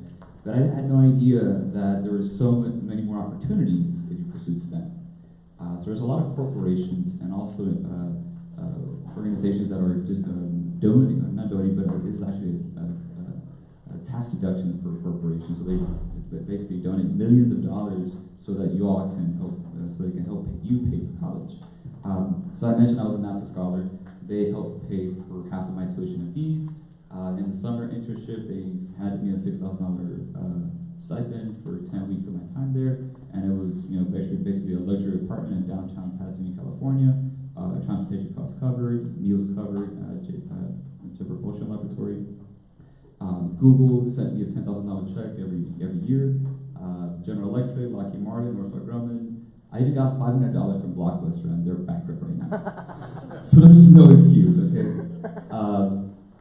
Yeah, so I got nice scholarships, and it was all because I applied. So I hear from a lot of, specifically from the Hispanic Scholarship Fund, they say, Beto, can you help us distribute the word because we don't have enough applicants? And to me, it's kind of crazy. But there's a lot of money out there, and there's students that just do not apply. In fact, my first year I messed up, and I was one of those. I was part of that statistic. I didn't apply my first year. I guess I got senioritis. I don't suggest you all get that either. And I didn't apply for any scholarships, and I had to kindly ask my parents to they could help pay for my college tuition and fees. And they always said I would go to college. If we had to eat arrocito frijoles day out, so be it. And we did do that for like 2 months. But my first year of college was paid for by my parents. And I was really, it was really humbling for me, and I knew I messed up. And so I had no idea I had self-worth, basically, because I was building robots in high school, and nobody ever told me I was the only one doing that. And essentially, back then, I was the only one doing that in South Texas. When I would go to the regional competitions at the state level, I was the only one that was competing. It sounds crazy, but yeah. And nowadays, we have thousands of teams across the entire valley, and they're all building their robots. So it's crazy how that has changed. So if you're interested for internships and scholarships through NASA, go to intern.nasa.gov.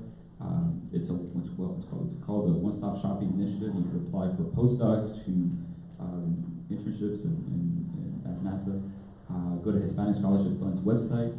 They have distributed over $500 million in scholarships since 1975. There's also the local South Texas Academic Rising Scholars called STARS. They send you a $2,000 check every year. There's also LULAC, League of United Latin American Citizens. That was a solid $500 every year as well. And these are all based on STEM. These are all just free money for the taking. It was great because every 2 weeks around every 2 weeks I would get a check in the mail. And my parents were like, "Oye, cayó el chequecito." The check has just arrived. And that also helped pay for my passion for robotics. So Google it. That's basically what I did. I Googled scholarships in STEM. I applied. I got all of them actually. So just apply. You'd be surprised how much money is out there.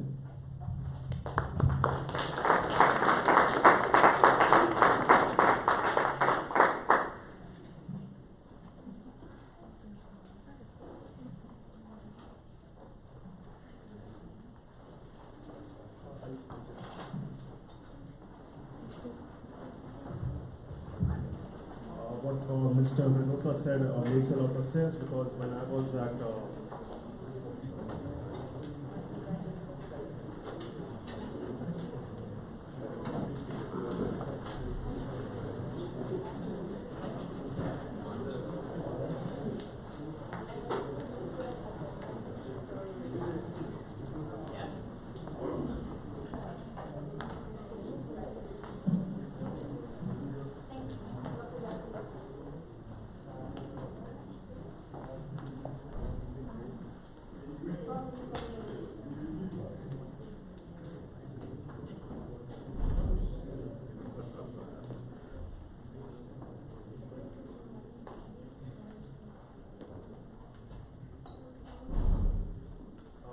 So when I was at UT El Paso, I once had a conversation with the dean of the graduate school, and he mentioned that there are a lot of trust estates that are give a lot of money to the university so that they can be allocated for scholarships.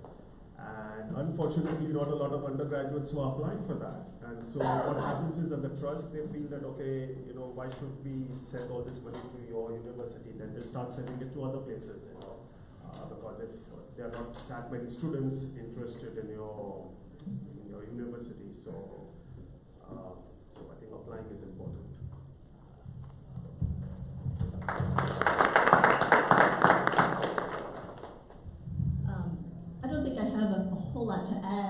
think my fellow panelists here covered the gist of it. Go out there and look and Google and apply is the most important thing. But just on another note, I'll tell you my experience when I was finishing my bachelor's degree. I was lucky; I had some scholarship money. I did have to take out some small loans, but my parents were able to help me a bit, so I kind of pieced together something that was manageable, and my student debt wasn't too bad. When I was moving on to graduate school, I really just started looking up specific researchers at universities that were doing stuff I was interested in, and I emailed them directly.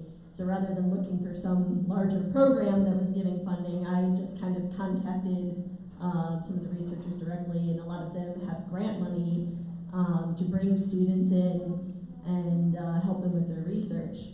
So I came in just to do my master's, but not only, I mentioned this earlier, I think that different people were in the room at the time, but I emailed who ended up being my graduate advisor. He paid for me to fly from Florida to Houston to come meet him, meet his research group, and then he paid for my tuition at Rice. He gave me a living stipend that covered student housing on campus. It was enough money that I was able to live and not have to take out any other debt.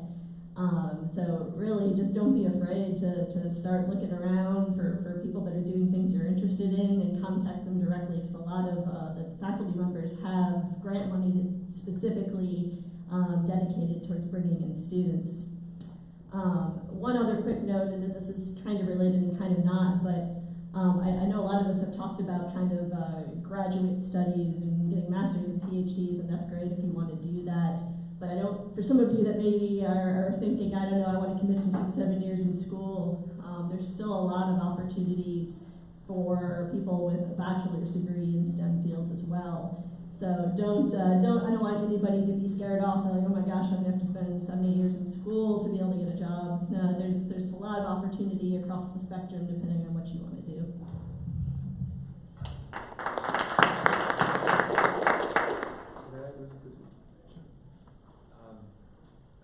Just one opportunity that I took part in when I was in college, and it's you could also pursue this straight out of high school. They're called REUs. They're quite popular in academia. It's called Research Experience for Undergraduates, and they're funded by the National Science Foundation. Essentially, what it does is they drop you in a research field of research of your liking. I pursued robotics at the University of Southern California. It was also a $6,000 stipend for 10 weeks of my time there.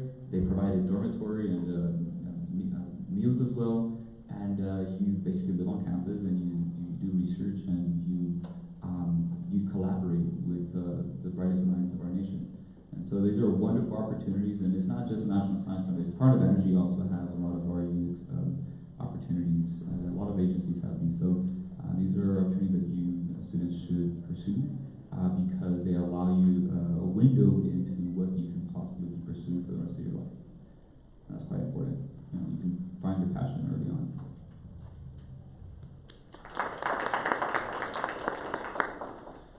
Okay, and so because we were live streaming, we got a couple questions from people who are watching. This one goes out specifically to Dr. Raysoni, and it's, are there any advancements to decrease the pollution in our oceans and other places around the world?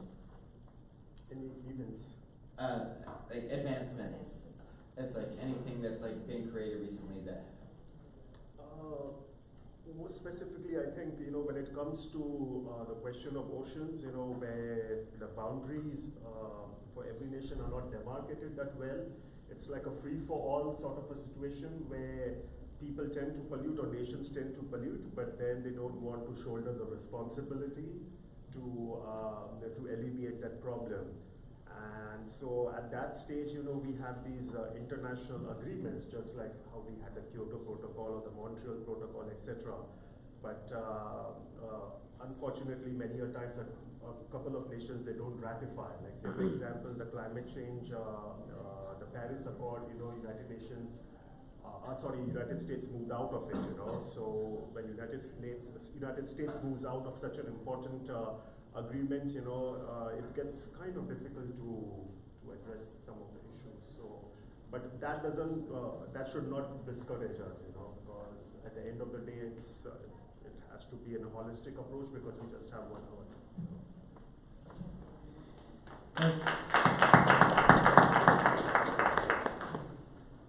Okay, thank you. And then we have another question we're going to have as another open-ended question. Or are there any oh wait, no, that's the one I just read. Is there anything you wish you knew or someone had told you before entering the STEM field when you were our age?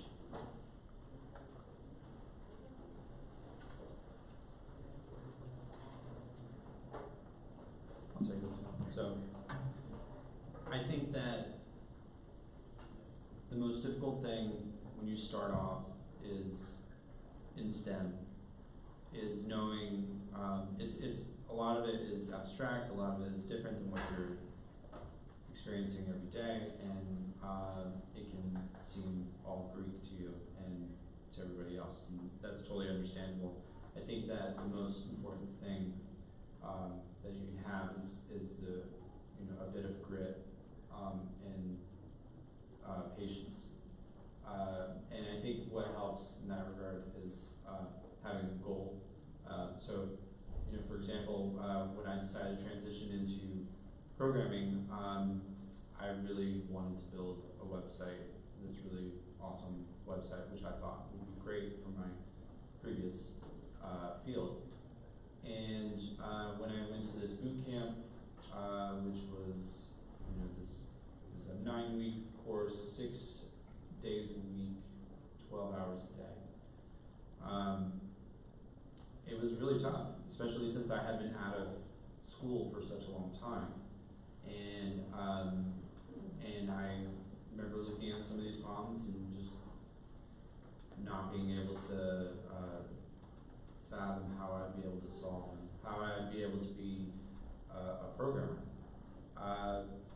But it helped actually being with a cohort of peers that were in the same boat, and not isolating myself, and that I think was very key. I think it's really good to share the experience with other folks, and everybody always has like a little bit of knowledge that you can say, hey, I need some help here, and somebody says, yeah, I know how to do that. I remember in college, I would see, we'd get problem sets all the time for every class. Typically 4 or 5 problems. Some of them taking maybe in half an hour to solve or longer. And what I saw, I always felt like, oh, I need to do this on my own, because if I don't do it on my own, I'm cheating. But what I saw some successful students doing was grouping together with other, they had 4 other people and there was 4 problems. Each person would do a problem, and then they would share how they did it. And if somebody got stuck, others helped them. And that wasn't that I don't think was. I realized later it's not cheating. That's actually leveraging a lot of different minds to be able to help you. And I think that was a successful strategy. So I think being able, when you start off, don't get discouraged. Stay with it, and have a goal in mind, so that you can persevere through those rough spots, and don't do it alone. Don't isolate yourself.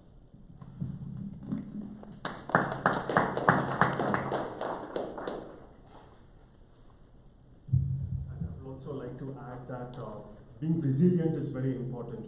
Don't get bogged down by initial pitfalls or difficulties. Because it's pursuing a STEM degree can be challenging at times, but it's a challenge which will make you much more stronger, it will, I always say that, my undergrad is engineering, it made the man out of me, because you learn so many different aspects, not just academic aspects, but so many other aspects of life as well, so, and also I think for this generation, I'm glad that I was born when President Carter was in the 2nd year of his presidency. So that time, we just had those normal phones. But what I see in my university and at so many places that, in this day and age, all the millennials are so obsessed with their cell phones, these gadgets, these have improved our lives in a very considerable way, but we should not be like overtly engrossed in it, So, I mean, as a matter of fact, you were talking about flip phones. This is my first smartphone that I have purchased because all this while I was using this phone, and the only reason why I bought this new smartphone is because this is broken, So, I mean, smartphones are good. I mean, robotics and everything is good, but if you're just spending too much of time, if I were you, I would rather, develop more algorithms and more technologies that would make smartphones much more user-friendly, rather than spending too much time watching Netflix and Lady Gaga on the smartphone,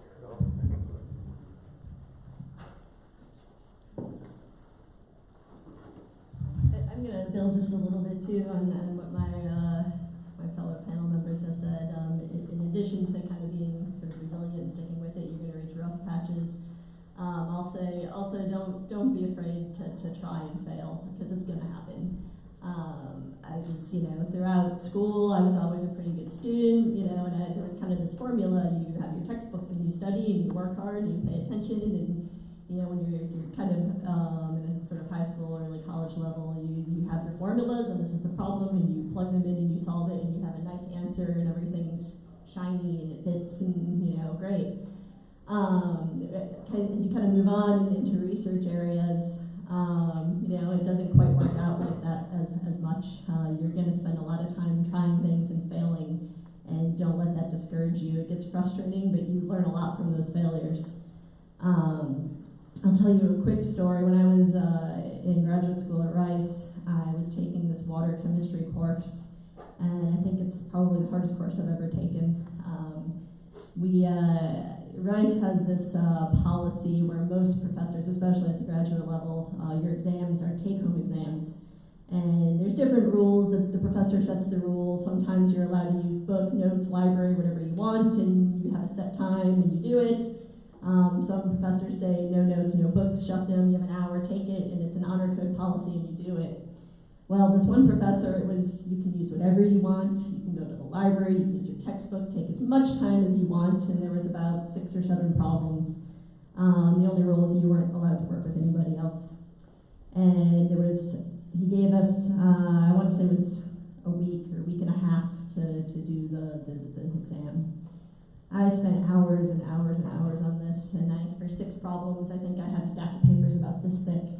And I proudly went to go turn it in, the exam when it was due, and he just looked at my stack of papers, and he looked at me and he said, "You should have been able to solve this in 3 pages." So I didn't do very well in that first exam, a lot of extra work, and I was really discouraged for a while, and I thought, oh my gosh, what am I doing here? I don't belong here, this isn't, I chose the wrong career. Talked to a few people and started kind of spending some extra time, office hours and such, kind of learning where I went wrong, and eventually I kind of learned where my mistakes were, and I was able to get through that course, and actually got an A in it. The nice thing too is you can bomb your first exam, and this particular professor graded you on your final, so if he thought that you learned by the end of the class everything you were supposed to know, he'd grade you based on that, so that was to my benefit. I wish all professors would do that, but anyway, the point is don't be discouraged and don't be afraid to try and fail, because you're going to fail at some point, and you just need to pick away at it.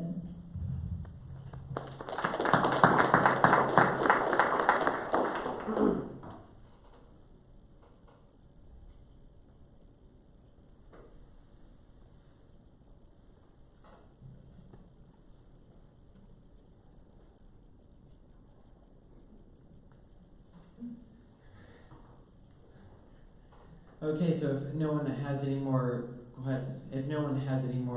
things they'd like to bring up, then I'd like to thank all of you for coming here today. Questions? Oh, yes.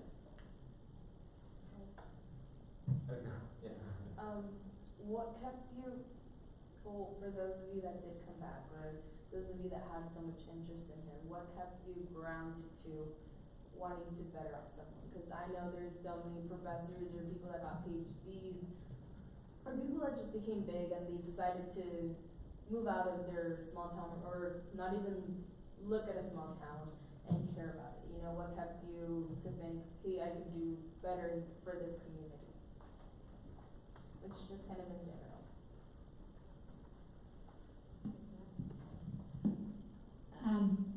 Family is the biggest reason that we're here. But what has been interesting is that since we've been here 5 years, now we likely won't be here forever. So that's a disclaimer. We're not, like saints. There are bigger opportunities for us in other places. But what we realized a couple of years after getting here was that we had a lot of impact in our community. We were able, because of our education and experience in other areas that we brought here, we found ourselves surrounded by other people who really cared about their community, and we became involved in grassroots movements to improve public health and just being able to have that sort of power is something that we were not used to. For example, my husband lived in DC before coming here. So in DC, you are, one tiny person. You don't have impact. But living here, everything you do is multiplied. Even just being able to show up to City Hall and give a comment on something that the city is doing, that can lead to more sidewalks being built, is something that shapes your community. We have been able to help a person, Dr. Rose Gowan, who is leading the formation of the Active Plan, which is a network of trails that is gonna be throughout the lower Rio Grande Valley. And that is a huge public health achievement. She's also involved in other areas. So being able to be, part of that and have an impact is something that we're going to take with us wherever we go. We have been able to learn so much about community building by being here. Yeah, and I think that we've been able to. I'll talk about specifically an example of how we've gotten involved. And we were looking for a house, and it was next to what we thought was going to be a trail. There was a rail line that had been recently, at that time, abandoned. And so we heard that there's going to be a trail. We're like, awesome, let's look for a house around there. And then soon we found out, oh no, wait, they're going to actually build like a big road. And so we're like, forget that. And then we heard that there were people in the community that were organizing, and we're able to, say, look, we'd like it to be a trail. We don't think it should be a road. And I went to their meeting and offered a bit of help. It's one of those things where you can, I felt like I could plug in pretty easily and offer assistance. And I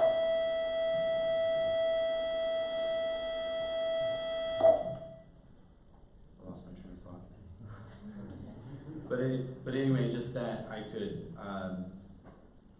I think when we were here and we were here for family, what we saw a lot of the issues that, on a local scale that we care about on a national and global scale. And what we realized is that, wait a minute, we can actually do something. So for example, like going to City Hall and saying, you know, there's on the road next to our development, one side has got a sidewalk and the other side doesn't. We would like the developer to continue building a sidewalk on the other side of the street. Because we would see people walking in the road all the time, even though there's a sidewalk on the other side of the street. People are just, you know, the design is poor. People on that side of the development want to walk on that side of the street, sidewalk or not. And so we said, you know, this is something that we can do something about. We can just, I said, look, there's a meeting, let's go. And we did, and, you know, I think we had some impact that the board said, there needs to be a sidewalk. That sort of thing that we felt was, you know, wow, like, you know, we can have an impact, we can recognize something, and act on it. Where maybe in DC, there's gonna be a lot of, you know, interests that are, you know, more organized than a single person. So, it's a bigger city, you know, there's a lot of, everybody there has got a master's. You know, it's like, it's very competitive.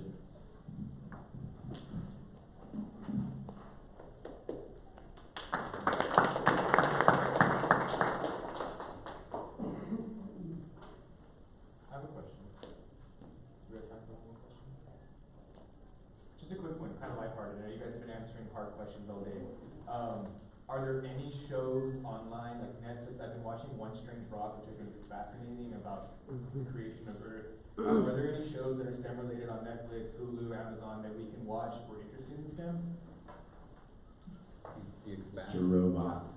Yeah, as well. What was that? Mr. Robot. Mr. Robot. Yeah. I think, you know, you can see, like, how hacking is kind of like a superpower. You know, how one guy, I mean, I don't know to the extent that one person can do that, but I'm not saying you should, but, you know, the fact that, you know, it's pretty cool. I from what I understand, what he's doing is true and to form for a lot of hackers. I've been watching Our Planet on Netflix lately. It's really well done, really great camera work, and talks a lot about a lot of environmental issues we're facing. It's gotten a little bit of criticism, I think, for being negative, but they're not saying anything that's not true on it, and it's really beautiful camera work. So. And then I think the BBC series by David Attenborough was also really good. David Attenborough actually narrates the Our Planet one, so. For those interested in the cosmos, you should see the show by Dr. Neil deGrasse Tyson called Cosmos. So it's really insightful, and also The Expanse, where we have different factions. You have the Belters, which are the ones that work on the asteroid belt. You have the ones that are trying to terraform the Martian surface, and then we have the folks here on Earth, and then they have like this huge battle, and a lot of that is based on true story. Rather true science rather than fiction. So really suggest that.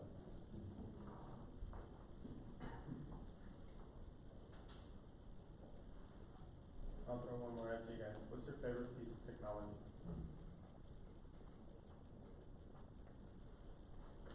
3D printer. And it's kind of in its infancy at the time, but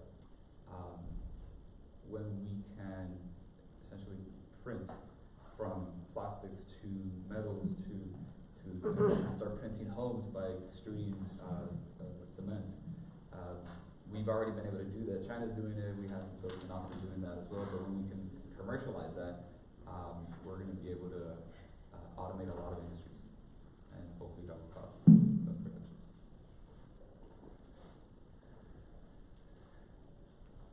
I haven't tried this yet, but I'd like to get a Raspberry Pi and be able to, you know, with my 5-year-old, hopefully build some stuff. I mean, like, I think drones are pretty amazing. I don't know if you can, maybe that's a little bit beyond Raspberry Pi. I don't know if maybe you would know, Arduino or whatever. But I think those technologies are, I mean, it's, you know, Arduino and Raspberry Pi is democratizing the computing, and the fact that you can build anything and be creative, that's pretty awesome. I would say file sharing systems such as Dropbox, Google Drive, etc., that allow for collaborations and allow for instant access and multiple people can edit documents at the same time, as well as being able to see your screen live by somebody across the world. All those things have enabled what we do possible, and we use them every day, so we don't even think about them. But I would say that's my favorite piece.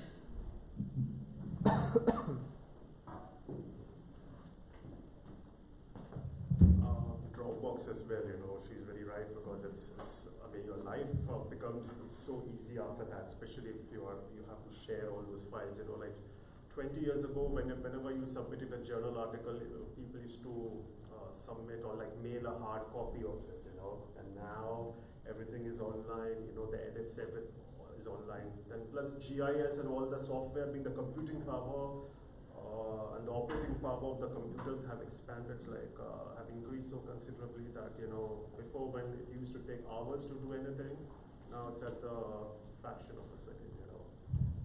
I was going to talk about GIS as well. I use a lot of GIS, Geographic Information System software. I use a lot of it for mapping and analysis, and especially when some of the work I did with floodplain development or flood models. You have these large data sets of digital terrain elevations, and a grid of every 10 by 10 foot cell has a data point, and you're covering miles and miles of area, square miles of area, and those are really large data sets that get,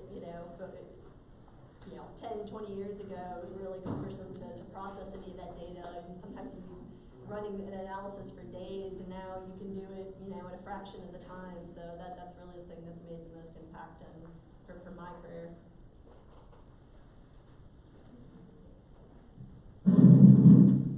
Well, thank you very much. We want to give a very, very warm round of applause to each one of our panelists.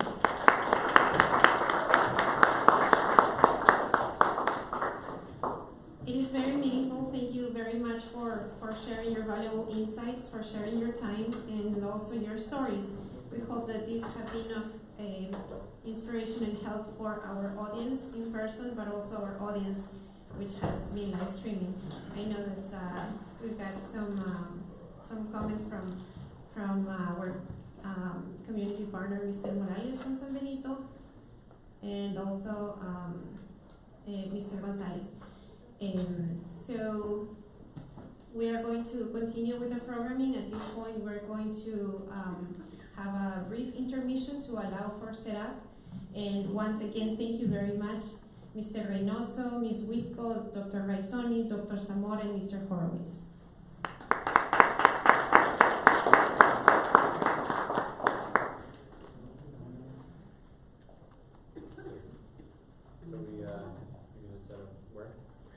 Yes, so we have some certificates for you, and we also have the baskets. And we would like to take a photo with all of them.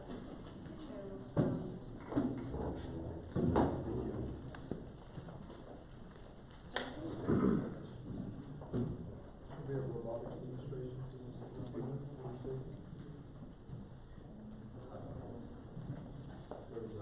You guys get me in front of the table? Actually behind the table.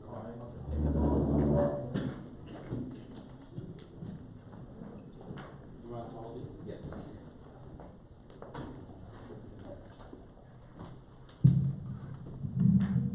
Alright. A few of them. 1, 2, 3. Flash.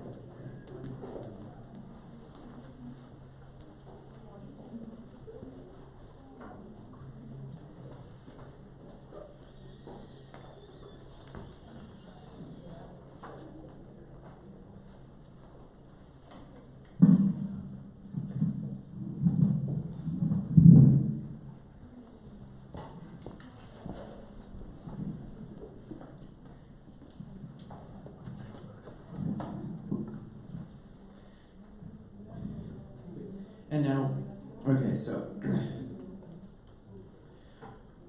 Heriberto Reynoso, a CEO and founder of Reybotics in Mercedes, Texas.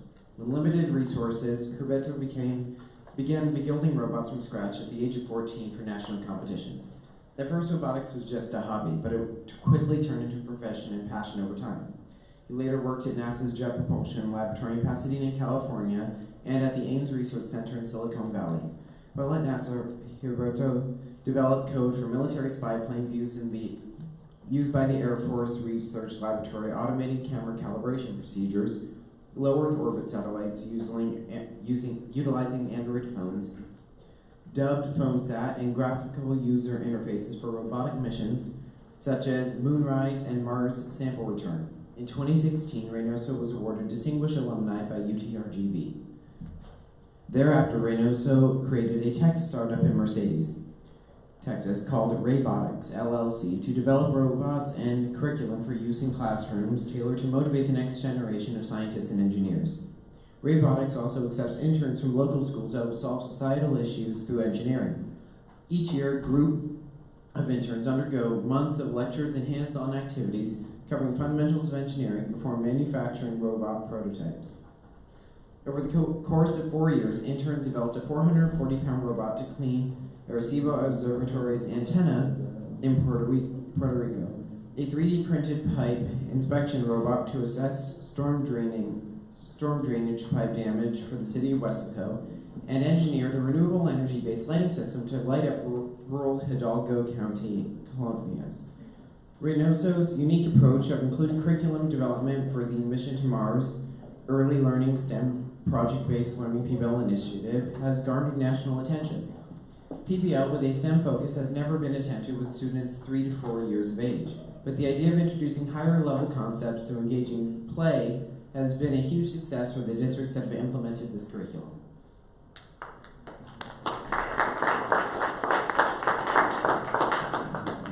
You guys hear me fine? Yes. Wonderful.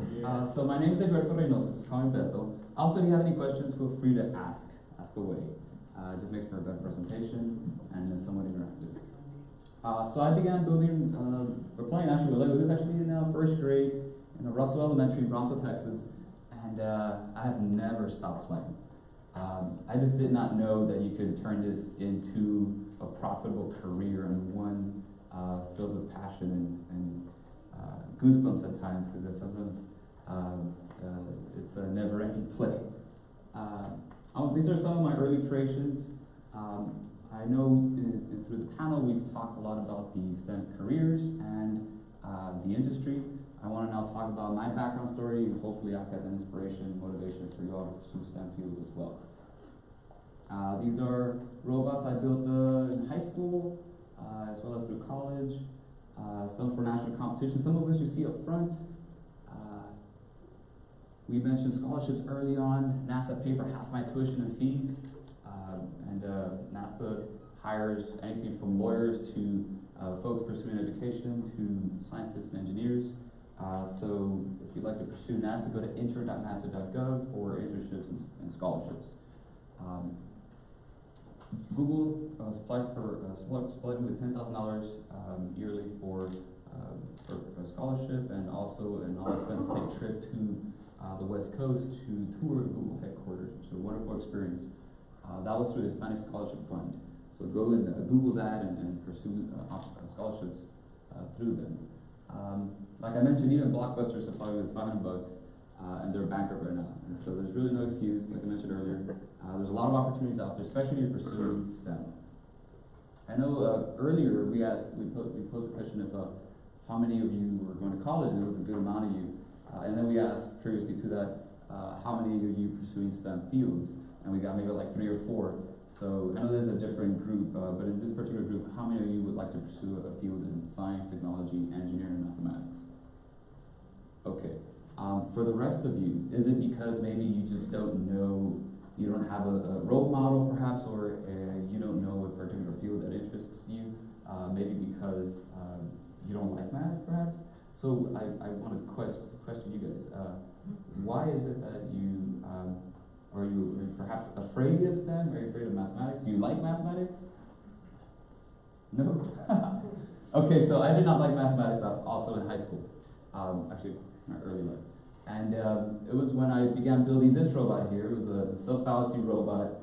I was pursuing an internship at University of Southern California. I was doing an internship on robotics there, and it was then that I fell in love with mathematics, how you can program a robot using calculus to then essentially balance a piece of machinery entirely on its own. To me, that was fascinating. And so I built a robot, and I learned through that experience that you can use mathematics to your own benefit. Einstein, way back in the day in 1905, theorized that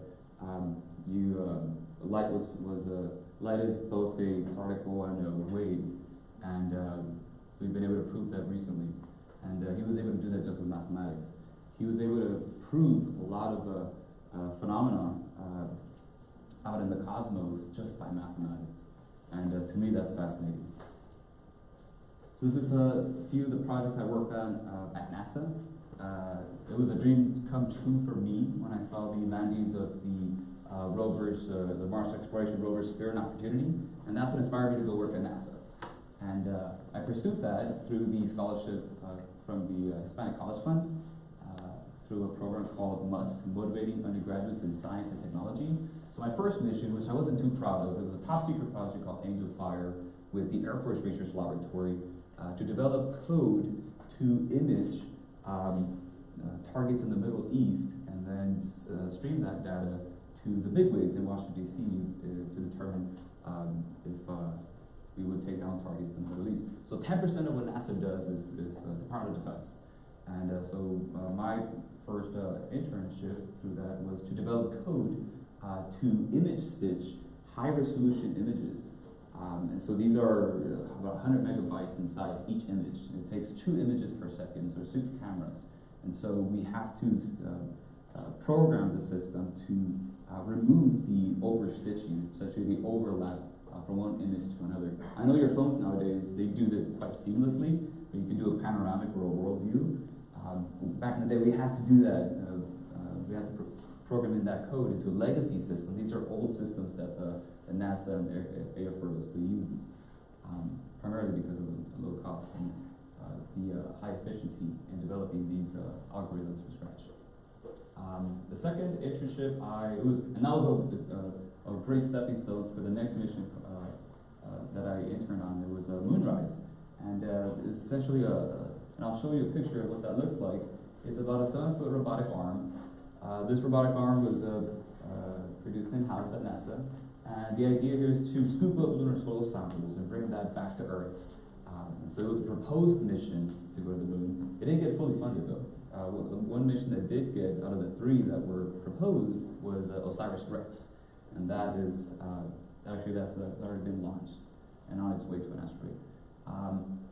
So this is in this project I developed a graphical user interface to control the robotic arm. So as opposed to you typing in the commands individually, which is pretty hectic, we developed an application to use via tablet so that researchers and scientists at the lab can control this robotic arm with ease.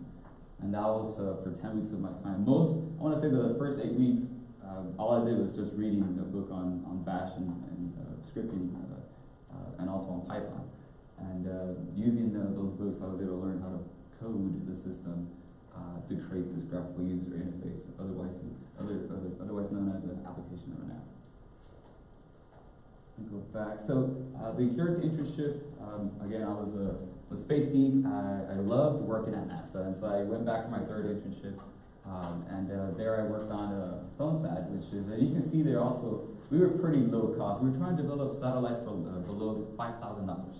This turned actually into a pretty large company called Planet, then Planet Labs, now Planet, and they now use SpaceX rockets to put these low-cost satellites into orbit to image the Earth every day. And that's quite fascinating. If you guys have used Google Earth, right, you guys can go outside, you can see images of your school, images of your house, of what car you once had 3 years ago at your house, right? Pretty sure you've all Googled your home. Or done the street view.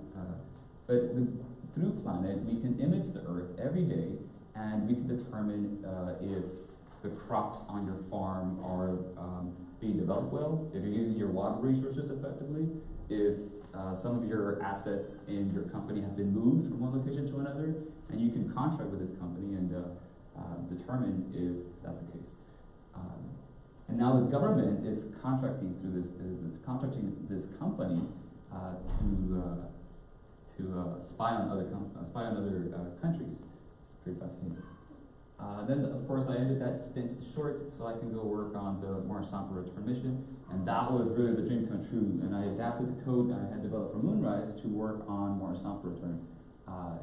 This is the daddy, as I call it, of the rovers that inspired me to go work at NASA. So that was like dream come true accomplished, right? This was the prototype rover for the 2003 rovers, and I was able to adapt code and allow the robot to be controlled remotely. I knew a PhD and a master's was really not for me because I wanted to be my own boss. When you are your own boss, you don't have to answer to anybody. I guess only to your clients. I decided to pursue the idea of developing my own robotics company, and I wanted to do that back in my roots here in the Valley. So I came back from California, and I kickstarted this company in 2011, and it was a dream come true given that I grew up with no mentors whatsoever. I didn't have a role model, a Theo that's a scientist or engineer, and so I wanted to be that for you all. I wanted to be that for the many, countless youth in the Valley that, like you all, there's not a lot of interest in STEM, so we need proper exposure to the fields, and that's why we're offering internships. So I started back in 2011. We got funding to develop robotics camps at then UTV, now UTRGV, and this was back in 2011 through 2013. We got funded for about $250,000 through the Texas Workforce Commission to develop robotics camps for youth, free of charge. And that funding allowed me to develop this high-powered CO2 laser machine in my parents' garage My mom would constantly tell me, just don't point that laser at my room, just because it's a high power laser and it actually burns through walls. And instead of me purchasing this machine, I went ahead and built it from scratch. So these machines usually cost about $50,000. I went ahead and produced it for about $5,000. So this is the start of my entrepreneurial stint. Here's a quick video of it in action. Hopefully it plays. It's not. Let's see.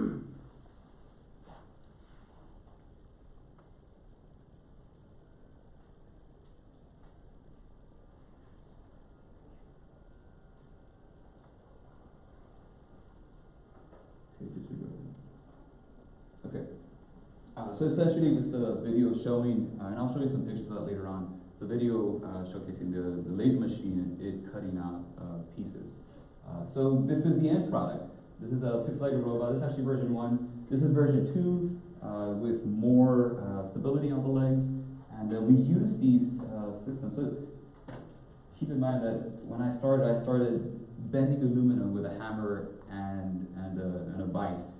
And this is how I would build robots for robotics camps. We took 10 of these to Costa Rica for a robotics camp down there at the Soltis Center, and it was a wonderful experience. But I wanted to mass produce. I wanted to, as opposed to me taking 3 hours or entire 2 days straight making a robot, I wanted to expedite the process. So I needed a machine to build a machine, right? And so what I did is I built that laser machine in my parents' garage, and then I started designing the 6-legged robot to then use in robotics camps, and now I can make these in like less than 10 minutes. So, and it's laser precise, and that's the wonderful part about it. So here's a quick little video of the robot in action. We use these in robotics camps in the Mid-Valley, and essentially what happens is these students build a robot. Most of these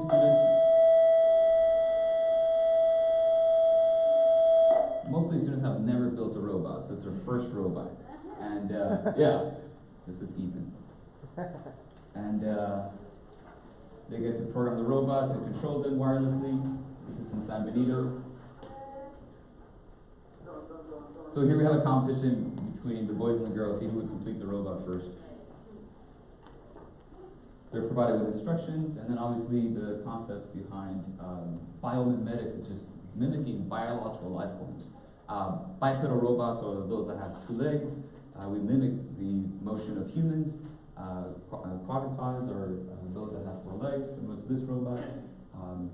And 6-legged robots are called hexapods. Who here can tell me which insects have 6 legs? Lobster.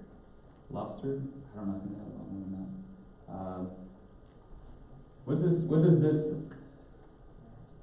What does that resemble? No. Okay, so spiders are arachnids, and it's misconception. Yeah. So they have arachnids are 8-legged creatures, whereas more like ants, cockroaches. That's why they're so nimble; they can run away from you. And that's why we use biomimetics to study the movement of biological life forms and try to mimic that in a mechanical form. That's called biomimetics. And then we use electrical engineering to create the circuitry to then interconnect the motors and then very precisely move them, move the legs to create motion. And then we develop the programming to be able to control this robot in a way that seems somewhat in a fluid motion, right? So that's where you involve all the algorithms, the mathematics. That's where you have these algorithms, the same algorithms you use, for example, in like a self-balancing robot. You have like create a very fluid motion. You want to adapt it to these systems to enable fluid motion.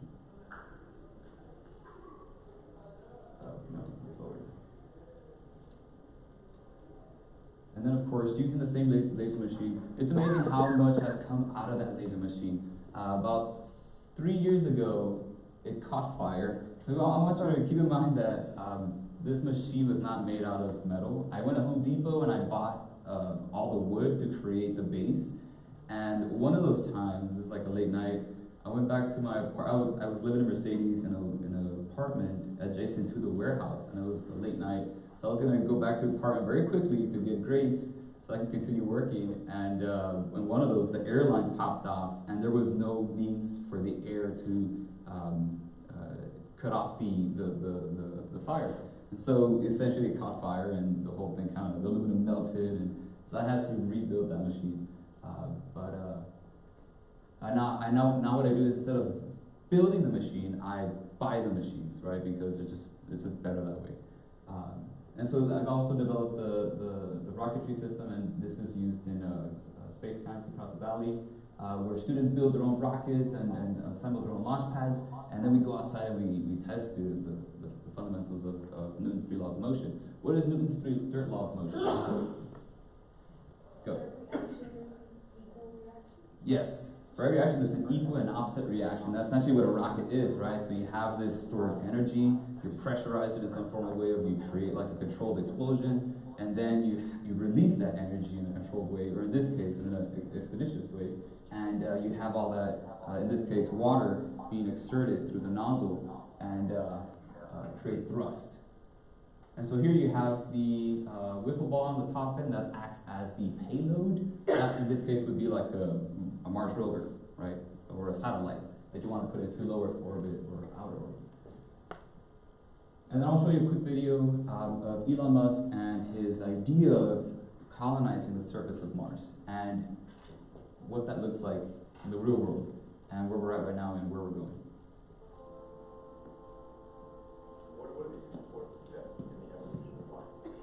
Obviously, there was the advent of single-celled life, there was differentiation between plants and animals, there was life going from the oceans to land, there was mammals, consciousness, and I would argue also on that scale should fit life becoming multi-planetary. I think if one could make a reasonable argument that something is important enough to fit on the scale of evolution, then it's hope, and maybe worth a little bit about our resources.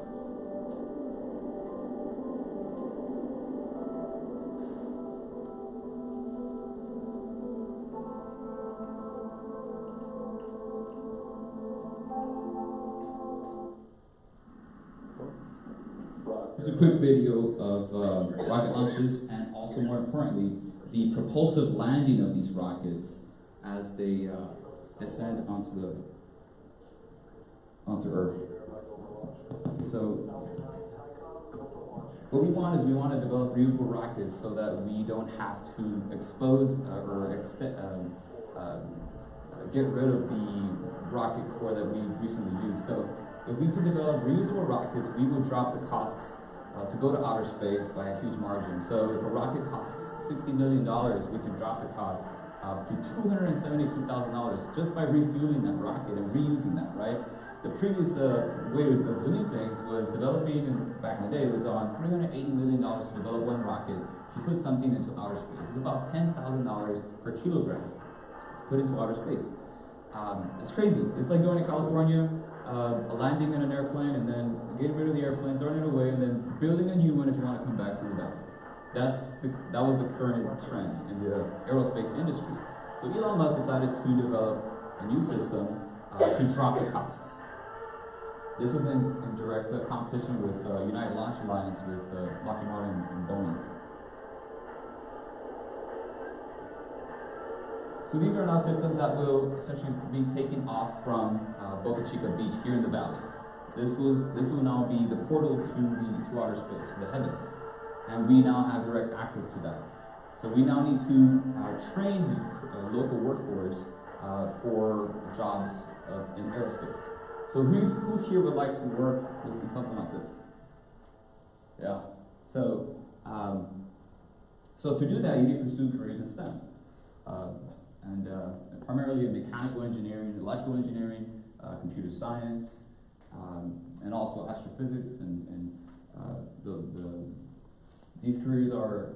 This is a quick video of the one of the cores reaching low Earth orbit and reaching outer space. It's not low Earth orbit. This is way out there, and essentially what it's doing is coming back into the atmosphere, and you can see the grid fins. These are titanium, very expensive, and it's landing on a drone ship out in the Atlantic Ocean. This is insane. This is only until recently that we've been able to achieve this. and it's entirely automated. Were you aware that back in 1969 we landed on the surface of the moon? Buzz Aldrin did, and he landed via controls, landing on the surface of the moon. Nowadays we land on the surface of Mars autonomously, and we just chime in and determine if it actually succeeded or not. And to inspire that next generation of scientists and engineers, I developed a program to focus on early learning. It turns out that from newborn to 5 years of age, the brain learns at a much faster rate. It creates these connections in the brain. It's called neuroplasticity. And we partnered up with Head Start centers and elementaries across the valley. We now operate in 54 sites. And we expose youth to fundamentals in science and engineering.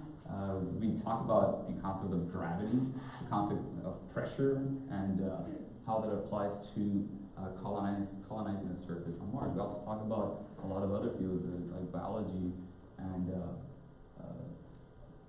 the environment on Mars and how we can survive on such an atmosphere. And so we break it down into 6 large steps. Where the early learners are building the robot, they attach the robotic arm on, and I wasn't able to bring that because it's just too large, but essentially like a Power Wheels platform with a custom-made robotic arm up front that students build. They launch the rockets, they slingshot around the moon, and that's commonly seen in the movie Armageddon. They then, on step 4, they determine, and of course we're still learning their number sequences and alphabets, so they then use the habitats, and these are where the astronauts live in, to put them in sequence. So you have 5 habitats out in their playground, and they then go and collect those via rover. And then, of course, the electrical engineers go out, and we've exposed them to these careers in STEM. And the electrical engineers go out and turn on the habitats, and then of course they plant their flag. And so we started mass producing about 2.5 to 3 years ago, and we want to now take this nationwide. And so I'm in the process of redesigning some of those components so it can be easier to produce. So if you have any question on to like what does an entrepreneur do, you look at a current problem or something that needs addressing in the community, and you try to develop a solution via engineering. In my case, this was addressing early learning voids, which is exposing youth to STEM fields.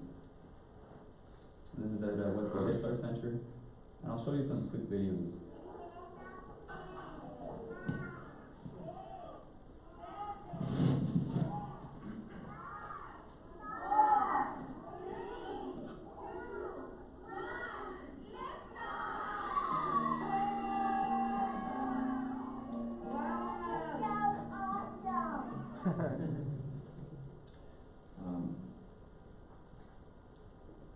Here's another quick video.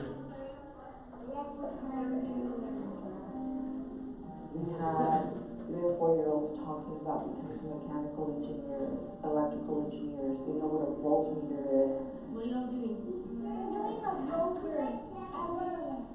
What are you doing?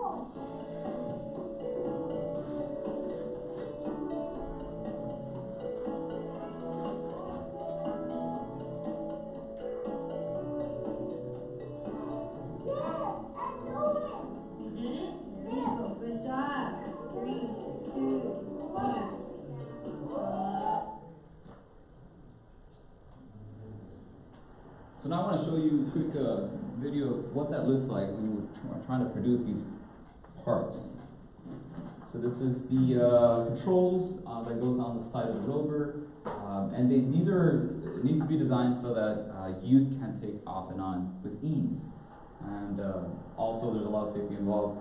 Make sure there's no sharp corners. This is actually the video I want to show you, the laser machine in action. It could cut anything from 6 by 4 feet up to 1 inch thick. So long as it's not a ferrous metal, like metal or aluminum, can cut through that. Here's the assembly of the robotic gripper. This is one of our interns. So we've begun accepting interns from the area so that they, instead of working at the outlets, being a cashier or being in retail, we expose them and we train these students how to solder wires together. We teach them the fundamentals, and then we show them how to use the 3D printers and the laser machines so that they can then design and produce parts for these systems. And they get paid for it. So this is the mechanism, for the safety mechanism that holds on to the second inverted duck head, if you will. And that's the latch that allows the robotic arm to not fall over in front of a student. So it's these kind of small solutions needed to produce an end product that you can then sell in the market. So that's the entire robotic arm, and it uses just one motor for actuation, and then the back, there's actually, you can buy these at Home Depot. Those are the ones that you use on the springs on the doors to slowly shut the door. And then of course we developed this is the internship component of the company. We again started accepting interns, and I'm going to talk now about some of the projects briefly mentioned earlier. The first year we embarked on a pretty crazy mission. It's a $15,000 robot at cost, and the idea is to clean the largest antenna on Earth. It's not the second largest, the largest in China now. But it's about 9 football fields in surface area. Our local, actually some of our local researchers from the university here at UTRGV use this antenna to study the cosmos. And this needed to be cleaned for over 35 years, and there was never a solution until we involved interns. And over the course of 4 months, we developed this robot. So we needed to use, in this case, snowmobile tracks to evenly distribute the weight so that we can be below the 52 pounds per square foot. That is the constraint that we were provided. So it's a very delicate antenna. You actually cannot go out onto the antenna and walk on it. That's how delicate it is. And so you have to be very careful with the amount of weight this robot had, but also be able to clean the surface area. This is Chris. He's now in Michigan State pursuing engineering. And a lot of these students, when they come in, these are all migrant students. And so at first they said, well, I might go to college. And when you ask them, are you going to pursue engineering or science? They're like, no, that's not my calling. And soon after this program, they then make the decision to pursue engineering and science fields. And so most of our students are now in pursuing those careers. So this is kind of the impact of these kind of programs, where you involve someone that's the back end that can teach them the fundamentals, and then you task them with developing solutions with the particular constraints for the project. In this case, we couldn't go above 52 pounds per square foot. This is a quick little video of the interns and the project.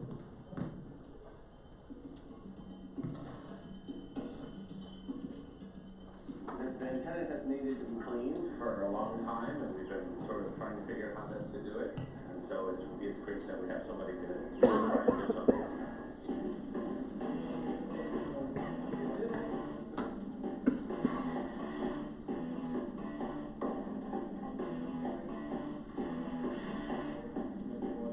We're currently rebuilding our robot. So after this, when we finish putting it back together, I believe we're going to go and test it out.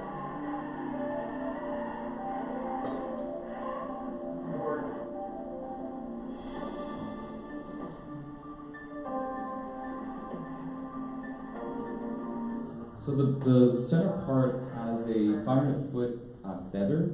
Essentially what it is it's a water line, high pressurized water line, and what we use is a rotary action up front to cover a large surface area. And with that, we can remove all the moss and all the debris from the aluminum surface panels. This was a project with 17 interns, all migrant students. We all flew out to Puerto Rico, and we had to rebuild our robot because it was just too large for a shipping crate. And so once it arrived, we had to basically put it back together. And that was a task on top in and of itself. So this is the second year's project. So every year we tackle something entirely different.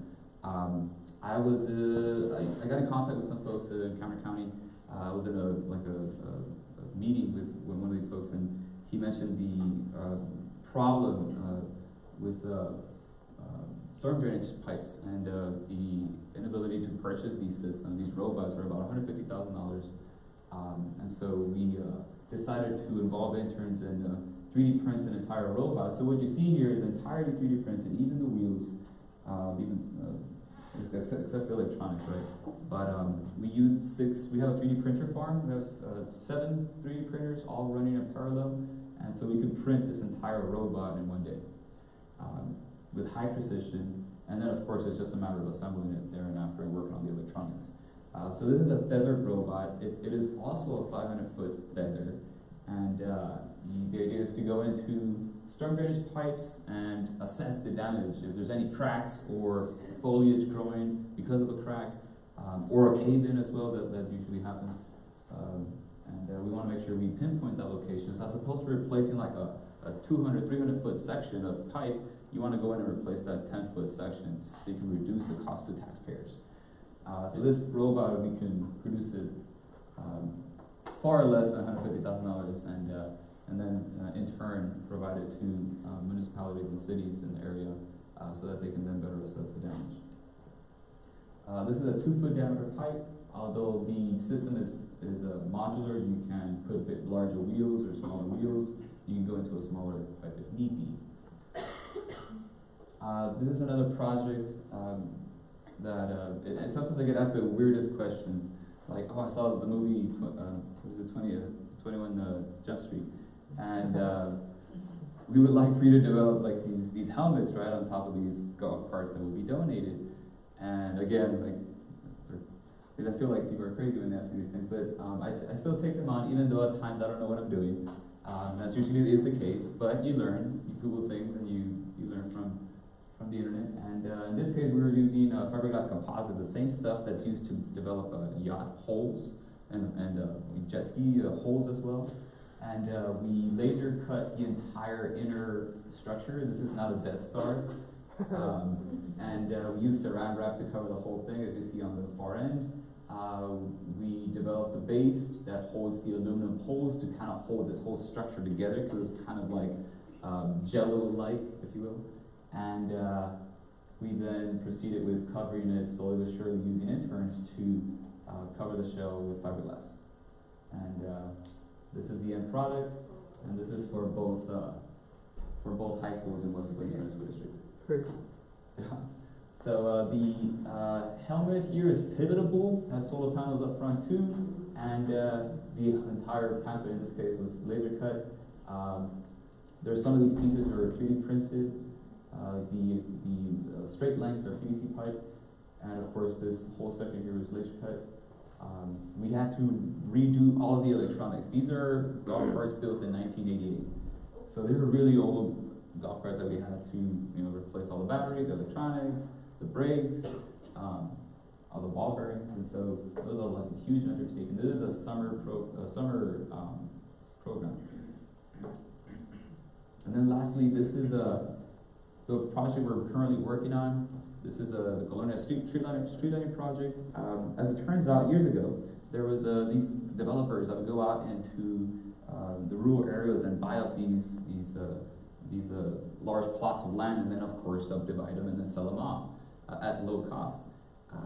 What they would not do, not anymore though, because legislation has already put in laws to avoid this, and there's thousands of these colonias that don't have proper drainage or proper sewage and proper lighting, and so, or some at times they put all the light poles, they contract with AEP, and then they stop paying the light bill, and of course they get their lights turned off. So now you have to, kind of bring all the residents together. This is what's ongoing currently at the Hidalgo County level, and as well as Cameron County. And this is all across the entire border. This is really prevalent. So the idea here is, as opposed to contracting directly to AEP, we want to involve interns to develop a low-cost solution using solar panels, lithium-ion batteries from electric vehicles.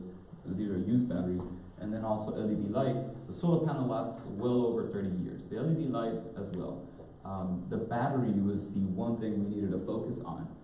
As it turns out, like if you know, your phone batteries only last like what, maybe 2, maximum 3 years, and then you just can't hold a charge anymore. So what we did is we essentially over-engineered it. We developed a battery pack that has a 5 kilowatt hours of energy usage. The LED light is 100 watts, so we can use about 50 hours worth of light. And of course the solar panel is 320 watt. So even on a cloudy day, we're developing enough juice to supply the battery pack and still be, we still have light at the end of the day. So I'm going to show you some of the development and where we're at. This is a project that involved a lot of steel, and so we purchased that via online, and we welded that up. This is something that I don't weld anything. The students are the ones that are welding, and so it turns out that Whitko has a welding program, a certification process, where they get their certification through these classes, and those students that are certified are the ones that weld the entire pieces together. And as you can see, it's laying down. This is obviously vertically. This is at a 45-degree angle, and this is parallel to the floor. The base is on this end. Here's an enlarged image of that. And then, of course, the holes is where the anchor bolts will penetrate from and anchor the whole base. This is obviously the center of the entire pole, as you can see here. And the idea here is to be able to service this pole with ease, as opposed to using like a man lift. This is the prototype. We want to be able to go out and we're actually going to install it late next week, I hope. Once we go and install it, and the county officials like that system, we hope that they purchase hundreds of these so that we can then address the issue of non-lighting in rural areas. Again, this is a pivot point, and this is the laser machine cutting some of the templates to hold onto these metal pieces. Some of these, this is entirely student driven. They are obviously do the welding and the grinding as well. These are students, again, that at first did not want to do any of this stuff. It's only until you guide them in the proper manner, and they fall in love with solving these issues, especially when you're purpose-driven. As you can see here, before this robot, of course, all I did was just have fun with toys. This is really what it is. These are just toys, right? But if you really look at it, it's mechanical engineering, it's electrical engineering, it's computer science, and if you do use that in the proper way, you can solve local issues. And so this is my stomping grounds. This is where I began learning, the field of robotics. So first, robotics for me was just a hobby. It quickly turned into a passion and a profession over time. And it wasn't, most folks tell me like, how'd you learn how to do all this stuff? And it's like, well, I didn't know what I was doing at first. In fact, I had so many failures, it's insane. People don't see that. People don't see the failures. The circuit board, catching fire in front of your face, and, quemándote una seca. And, yeah, robotics is really expensive. My parents early on told me like, oh, why are you doing robotics? It's really expensive. Why don't you focus on soccer or do something else? It's not so expensive. We don't want you to burn down the house. But I quickly realized that that's what I wanted to do the rest of my life, and I've been doing it ever since. But before that, before high school, I did not know you could actually, build robots and turn it into a profitable career. Nobody ever told me that.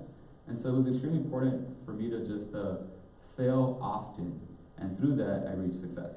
That landed me at NASA, and that was a wonderful opportunity. That experience helped pay for my college tuition and fees. I keep coming back to the Valley. I love the Valley. I grew up here, and I wanted to make, and I knew, like the panelists earlier were mentioning that if you go to Washington, D.C. or the West Coast or these larger cities, you don't have much of an impact. Whereas coming down to the Valley, you have a huge impact so long as you're involved and you have the right mindset. If you have passion for it, you're going to succeed.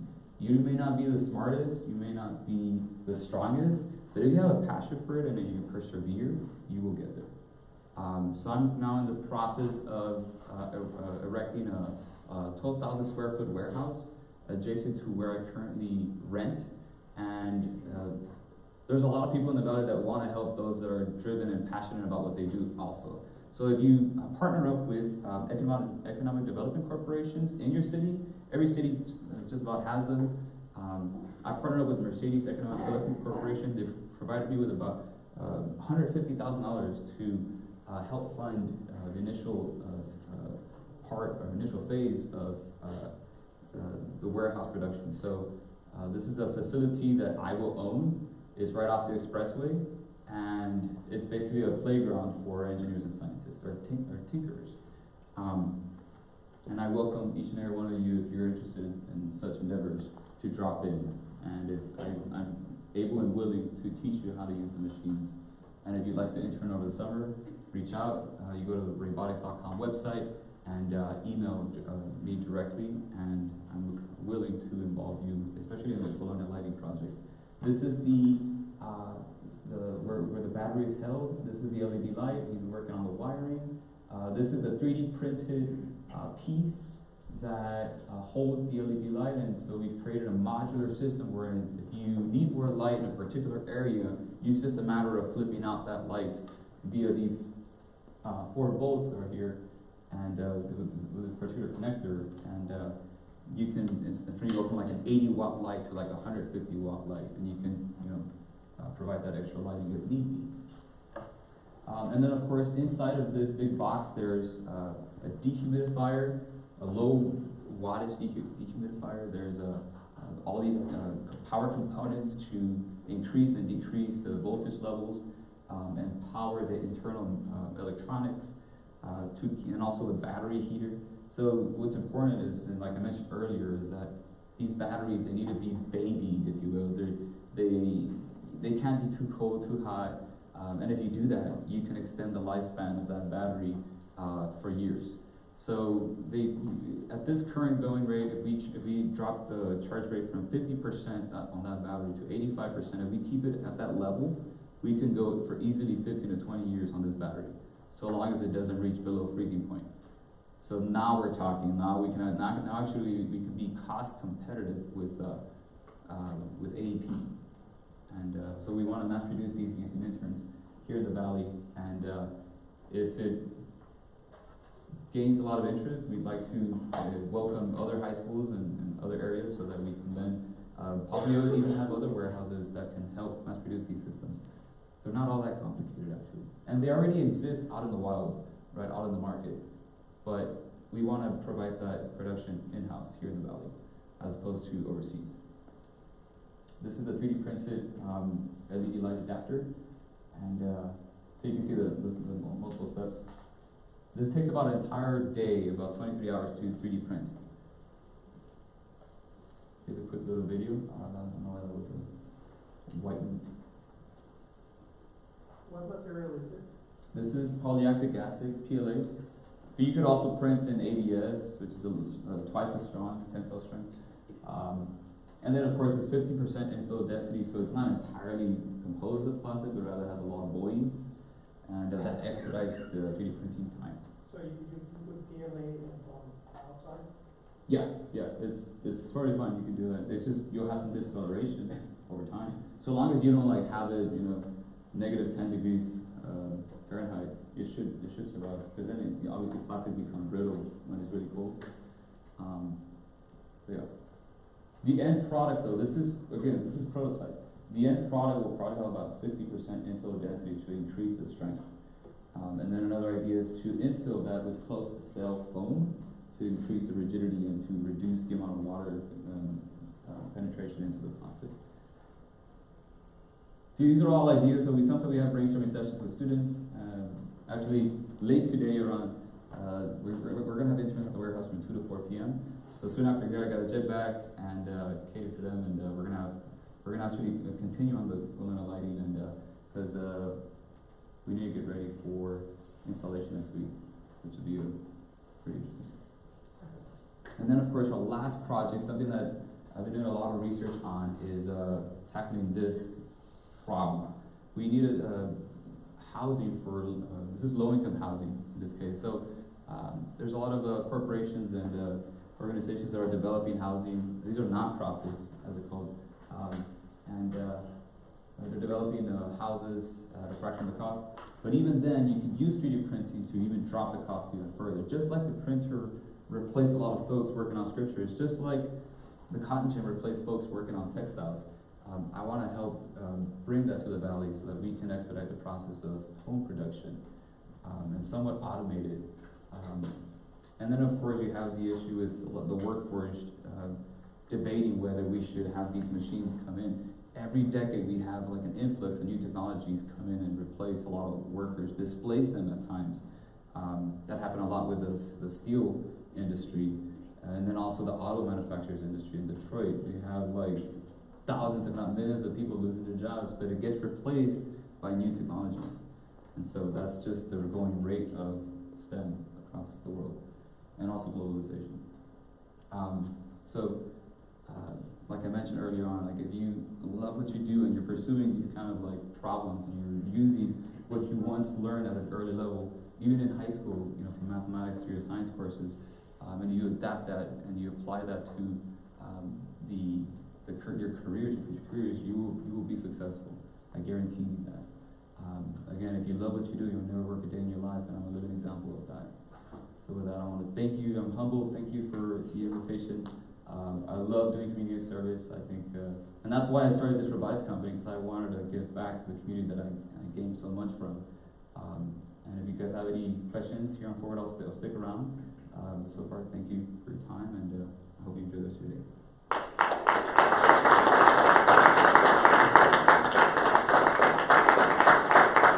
Any questions?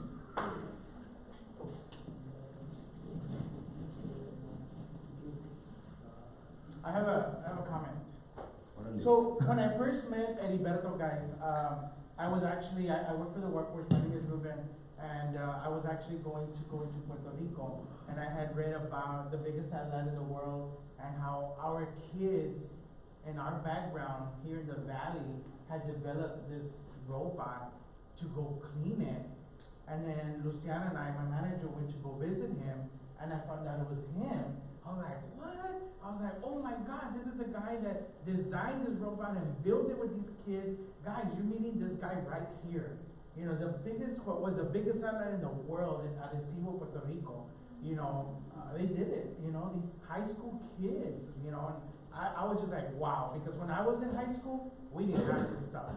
We didn't have robotics. We didn't have none of this stuff when I was in high school. And right now, y'all have a big advantage, guys. Y'all can learn so much from all these programs that are available, all these trainings and free education that's out there that y'all can learn all this stuff. So, you know, I know, hats off to you, Beto. You know, you do an excellent job, and I was glad that I went out there and I was able to see the satellite.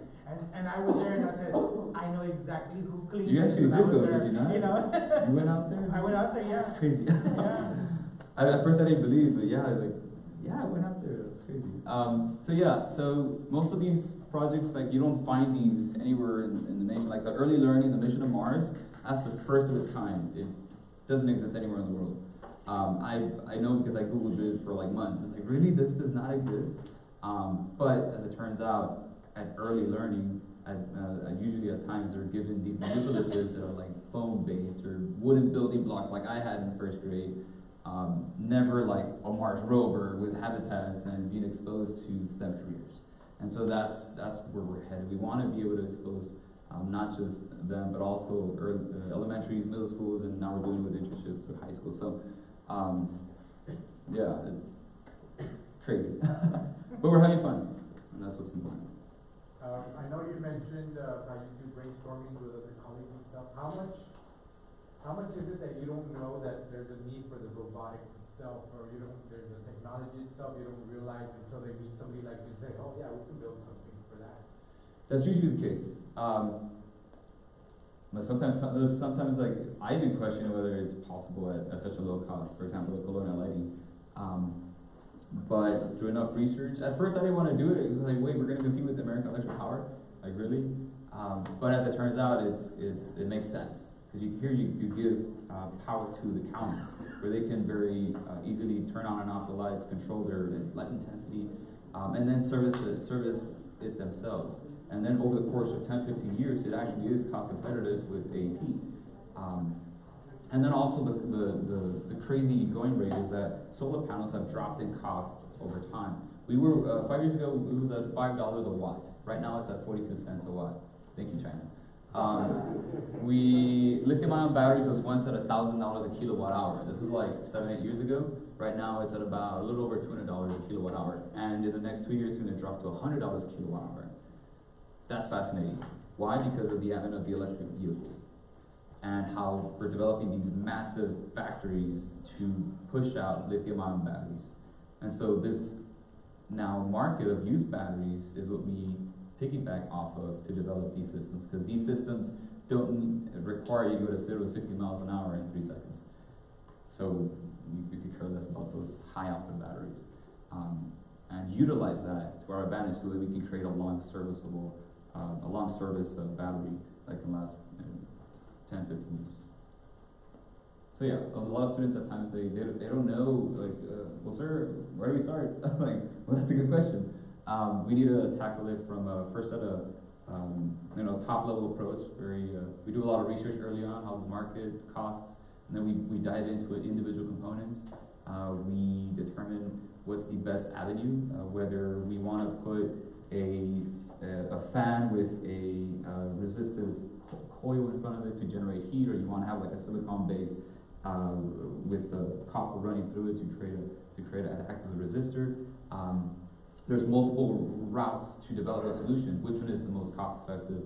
And in this case, one that lasts a long time. So those brainstorming sessions are pretty important. Not only for me, but also for the students to better understand, like, what you guys use on a day-to-day basis is very complex. And what you hold on your hands with your smartphones is not just that hardware alone. There's a lot of data over the cloud that you access every day. And what's sad is that nowadays we don't contribute as much as I would like. We consume data, but we don't produce content. Whether it be like YouTube videos or just how to expose you to careers and create videos through that process. And that's really my approach to education is having fun, but also learning the fundamentals. Yeah. So how can our students get involved with a local project for designing and building? So for example, like this project is a great example of one where we can use interns from across the valley. As it turns out, I contract with school districts, and then I come into the classroom, and then I teach fundamentals. So I become the teacher. And then I invite students to the warehouse. In this case, I'm in Mercedes, Texas first. So for like local students here, in this case, it'd be a little weird to like travel all over there, especially if you're receiving student credit in class time. It'd be difficult to travel back and forth. It's somewhat quite impossible given the time constraints. So my approach is to get involved with like the CT director or the superintendent and ask them like, hey, I need a space. And so I could bring in the machines, and then as opposed to students traveling to the warehouse comes to the students. And so that's something that's I've been trying to solve with school districts, just that it's pretty expensive, but the funding is there. The school districts have the funding, just, I guess, misappropriate them. But I want to tackle this problem using hundreds of interns across the valley. Hopefully, that's my approach. But if you guys are interested during the summer on your own time and would like to be a part of the Bologna Lighting, because we intend to mass produce that, reach out at Reybotics.com, go to the contact us page, and you can send me an email right off that. It's directly to my phone. Or you can just call me up. It's